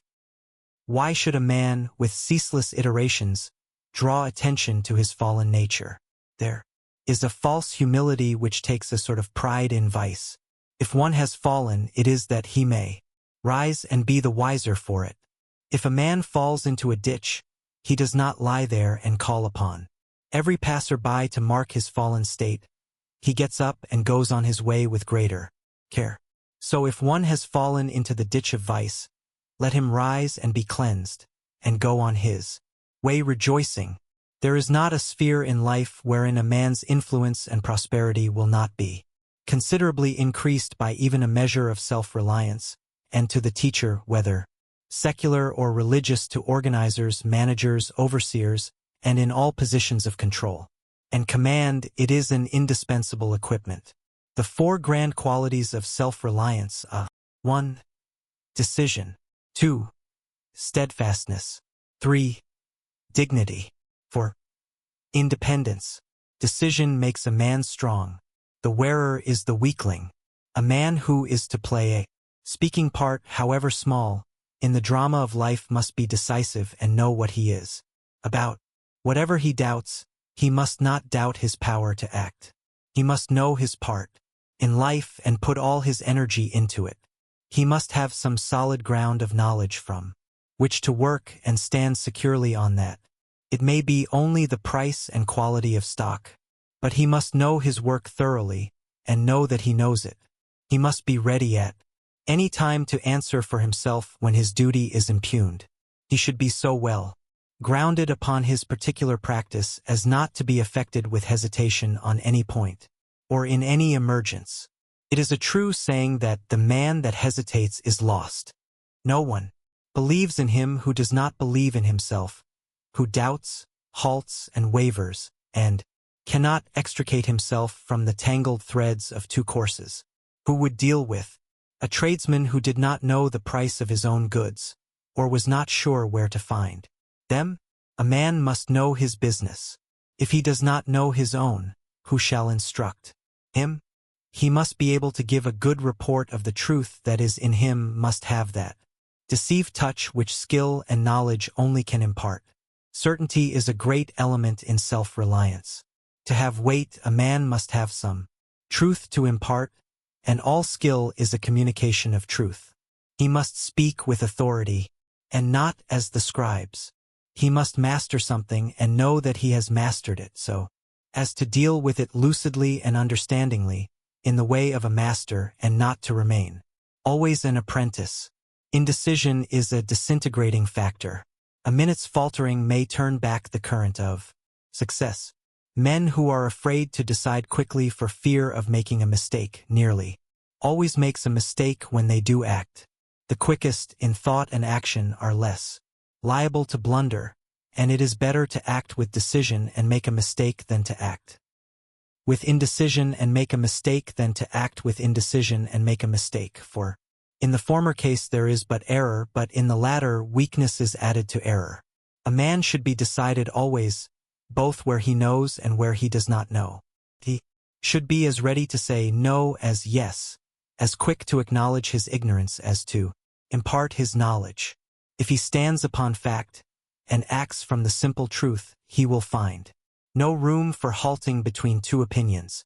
Make up your mind quickly and act decisively. Better still, have a mind that is already made up, and then decision will be instinctive and spontaneous. Steadfastness arises in the mind that is quick to decide. It is indeed a final decision upon the best course of conduct and the best path in life. It is the vow of the soul to stand firmly by its principles whatever betide. It is neither necessary nor unnecessary that there by any written or spoken vow, for unswerving loyalty to a fixed principle is the spirit of all vows. The man without fixed principles will not accomplish much. Expediency is a quagmire and a thorny waste in which a man is continually sticking in the shifting mud of his own moral looseness, and is pricked and scratched with the thorns of his self-created disappointments. One must have some solid ground on which to stand among one's fellows. He cannot stand on the bog of concession. Shiftiness is a vice of weakness, and the vices of weakness do more to undermine character and influence than the vices of strength. The man that is vicious through excess of animal strength takes a shorter cut to truth, when His mind is made up that he who is vicious through lack of virility, and whose chief vice consists in not having a mind of his own upon anything. When one understands that power is adaptable to both good and bad ends, it will not surprise him that the drunkards and harlots should reach the kingdom of heaven before the diplomatic religionists. They are at least through in the course which they have adopted, vile though it be, and thoroughness is strength. It only needs that strength to be turned from bad to good, and lo, the loathed sinner has become the lofty saint. A man should have a firm, fixed, determined mind. He should decide upon those principles which are best to stand by in all issues, and which will most safely guide him through the maze of conflicting opinions, and inspire him with unflinching courage in the battle of life. Having adopted his principles, they should be more to him than gain or happiness, more even than life itself, and if he never deserts them, he will find that they will never desert him. They will defend him from all enemies, deliver him safely from all dangers, light up his pathway through all darkness and difficulties. They will be to him a light in darkness, a resting place from sorrow, and a refuge from the conflicts of the world. Dignity clothes, as with a majestic garment, the steadfast mind.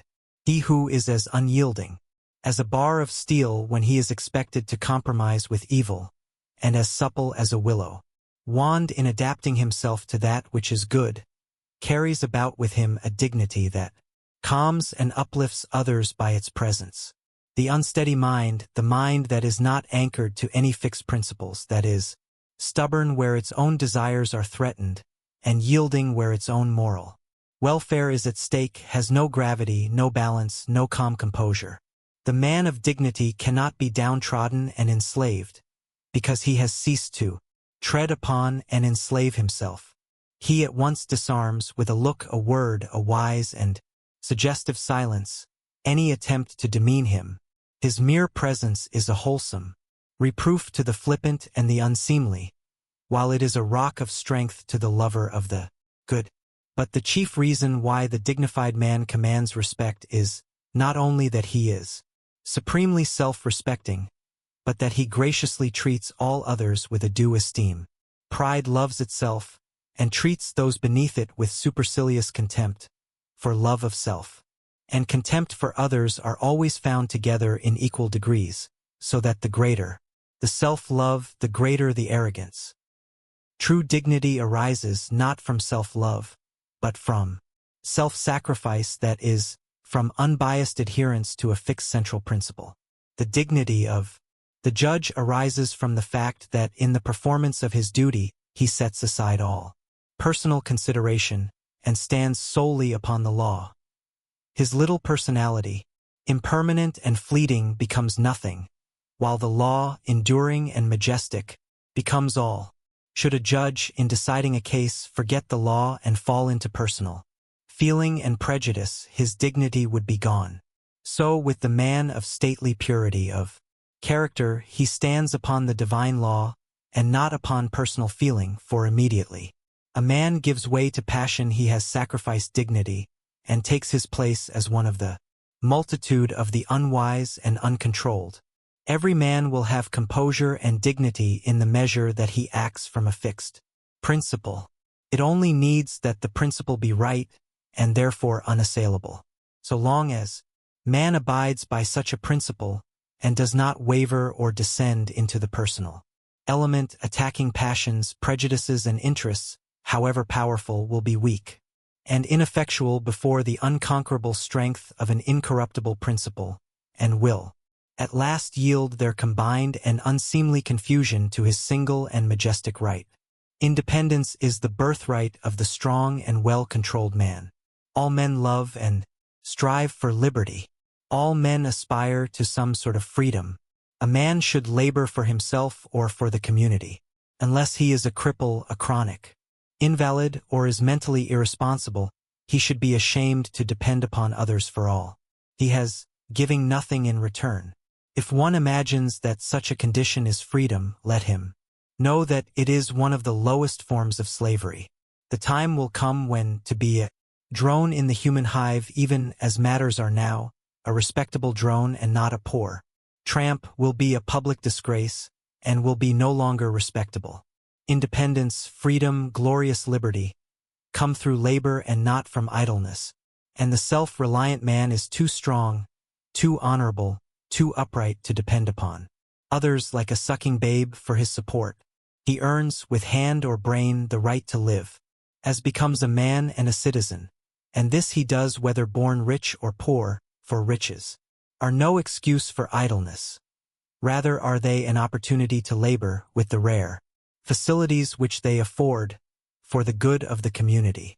Only he who is self-supporting is free, self-reliant, independent. Thus is the nature of the 8 pillars explained. On what foundation they rest, the manner of their building, their ingredients, the fourfold nature of the material of which each is composed, what positions they occupy, and how they support the temple, all may now build. And he who knew but imperfectly may know more perfectly, and he who knew perfectly may rejoice in this systematization and simplification of the moral order in prosperity. Let us now consider the temple itself, that we may know the might of its pillars, the strength of its walls, the endurance of its roof, and the architectural beauty and perfection of the whole. 10. The Temple of Prosperity. The reader who has followed the course of this book with a view to obtaining information on the details of money-making, business transactions, profit and loss in various undertakings, prices, markets, agreements, contracts, and other matters connected with the achievement of prosperity, will have noted an entire absence of any instruction on these matters of detail. The reason for this is fourfold, namely, first, details cannot stand alone, but are powerless to build up anything unless intelligently related to principles. Second, details are infinite and are ceaselessly changing, while principles are few and are eternal and unchangeable. Third, principles are the coherent factors in all details, regulating and harmonizing them, so that to have right principles is to be right in all the subsidiary details. Fourth, a teacher of truth in any direction must adhere rigidly to principles, and must not allow himself to be drawn away from them into the ever-changing maze of private particulars and personal details, because such particulars and details have only a local right and are only necessary for certain individuals, while principles are universally right and are necessary for all men. He who grasps the principles of this book so as to be able to intelligently practice them will be able to reach the heart of this fourfold reason. The details of a man's affairs are important, but they are his details or the details of his particular branch of industry, and all outside that branch are not concerned with them, but moral principles are the same for all men. They are applicable to all conditions and govern all particulars. The man who works from fixed principles does not need to harass himself over the complications of numerous details. He will grasp, as it were, the entire details in one single thought, and will see them through and through, illumined by the light of the principle to which they stand related, and this without friction, and with freedom from anxiety and strain. Until principles are grasped, details are regarded and dealt with as primary matters, and so viewed they lead to innumerable complications and confused issues. In the light of principles they are seen to be secondary facts, and so seen all difficulties connected with them are at once overcome and annulled by a reference to principles. He who is involved in numerous details without the regulating and synthesizing element of principles is like one lost in a forest, with no direct path along which to walk.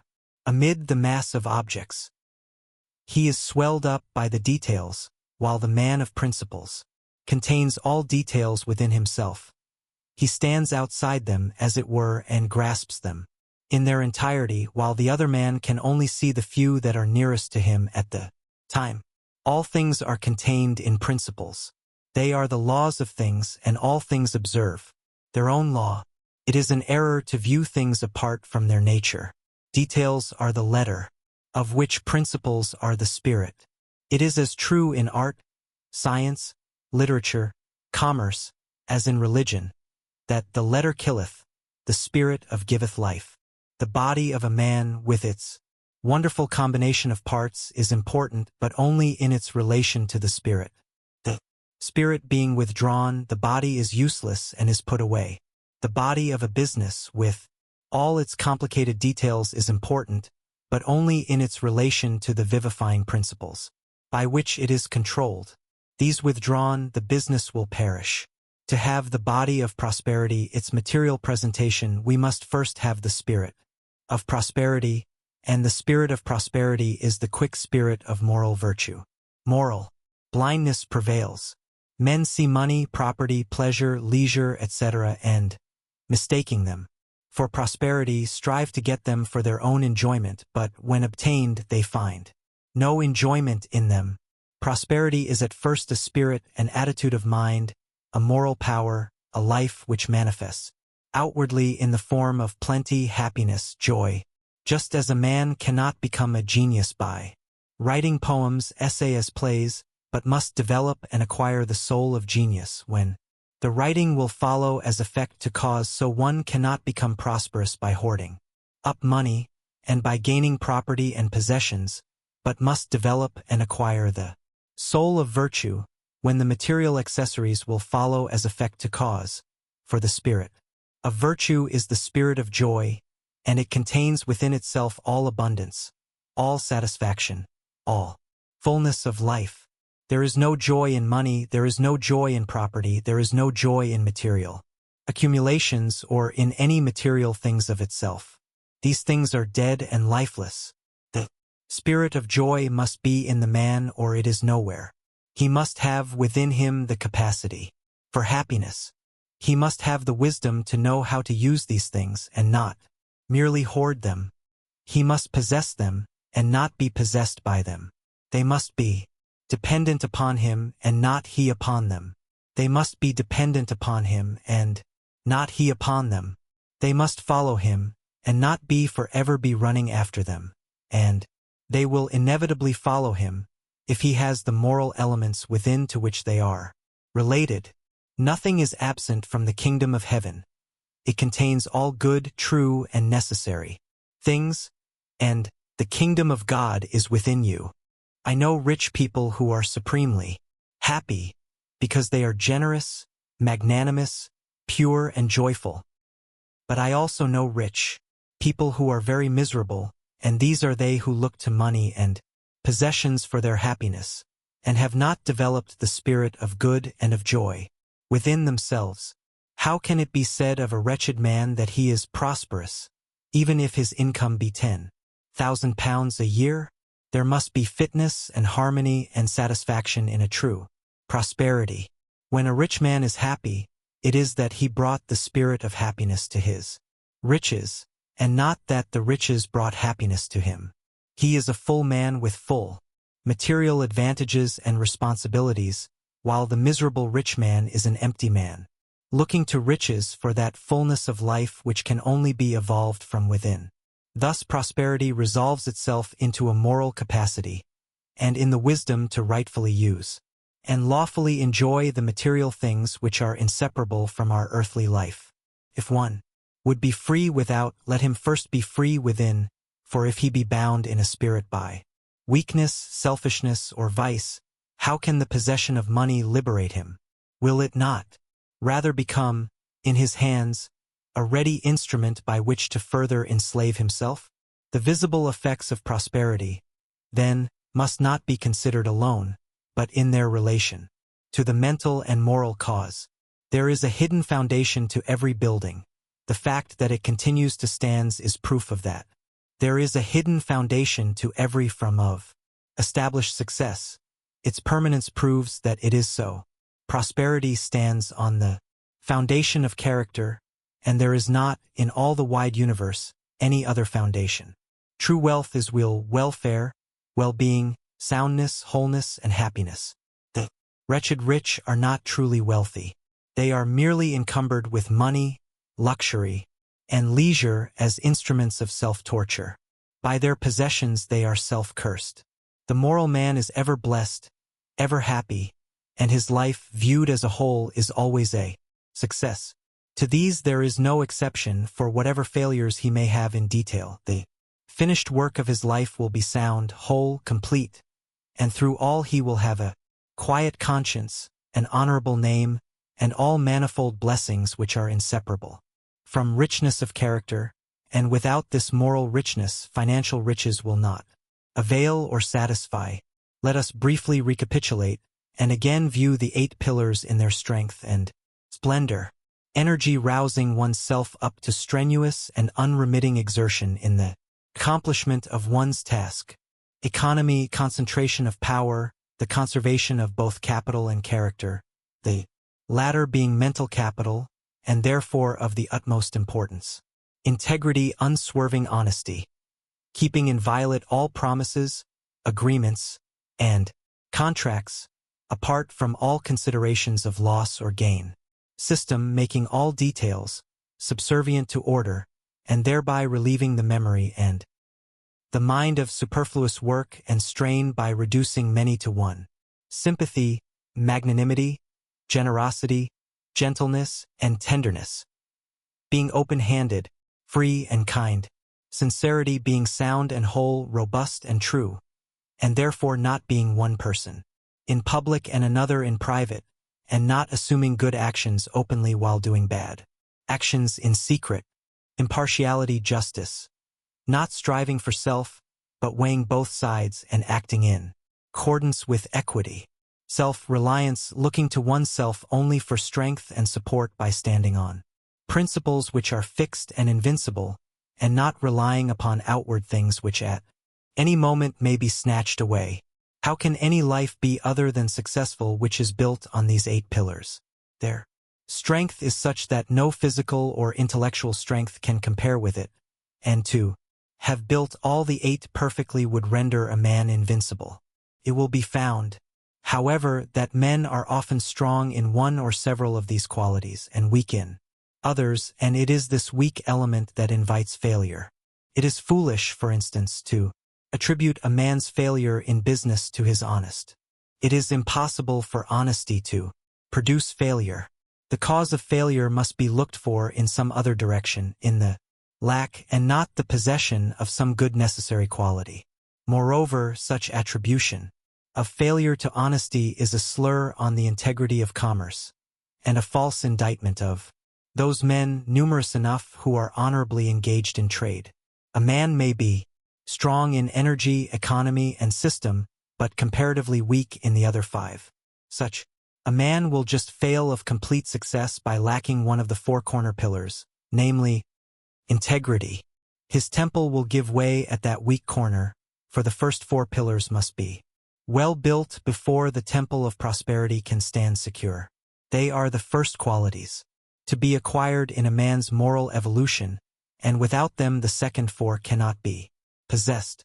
Again, if a man be strong in the first 3 and lack the 4th, the absence of order will invite confusion and disaster into his affairs, and so on with any partial combination of these qualities, especially of the first 4, for the second 4 are of so lofty a character that at present men can but possess them, with rare exceptions, in a more or less imperfect form. The man of the world, then, who wishes to secure an abiding success in any branch of commerce, or in one of the many lines of industry in which men are commonly engaged, must build into his character by practice the first 4 moral pillars. By these fixed principles he must regulate his thought, his conduct, and his affairs, consulting them in every difficulty, making every detail serve them, and, above all, never deserting them under any circumstance to gain some personal advantage, or to save some personal trouble, for to so desert them is to make oneself vulnerable to the disintegrating elements of evil, and to become assailable to accusations from others. He who so abides by these 4 principles will achieve a full measure of success in his own particular work, whatever it may be. His temple of prosperity will be well built and well supported, and it will stand secure. The perfect practice of these 4 principles is within the scope of all men who are willing to study them with that object in view, for they are so simple and plain that a child could grasp their meaning and their perfection. In conduct does not call for an unusual degree of self-sacrifice, though it demands some self-denial and personal discipline without which there can be no success in this world of action. The second four pillars, however, are principles of a more profound nature, are more difficult to understand and practice, and call from the highest degree of self-sacrifice and self-effacement. Few, at present, can reach that detachment from the personal element which their perfect practice demands, but the few who accomplish this in any marked degree will vastly enlarge their powers and enrich their life, and will adorn their temple of prosperity with a singular and attractive beauty which will gladden and elevate all beholders long after they have passed away.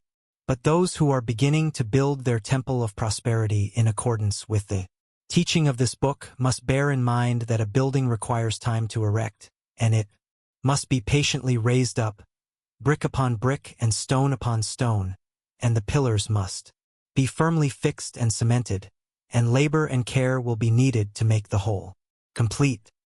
And the building of this inner mental temple is none the less real and substantial because invisible and noiseless, for in the raising up of his, as of Solomon's, temple which was 7 years in building, it can be said, there was neither hammer, nor axe, nor any tool of iron heard in the house, while it was in the building. Even so, O reader, construct thy character, raise up the house of thy life, build up thy temple of prosperity. Be not as the foolish who rise and fall upon the uncertain flux of selfish desires, but be at peace in thy labor, crown thy career with completeness, and so be numbered among the wise who, without uncertainty, build upon a fixed and secure foundation, even upon the principles of truth which endure forever.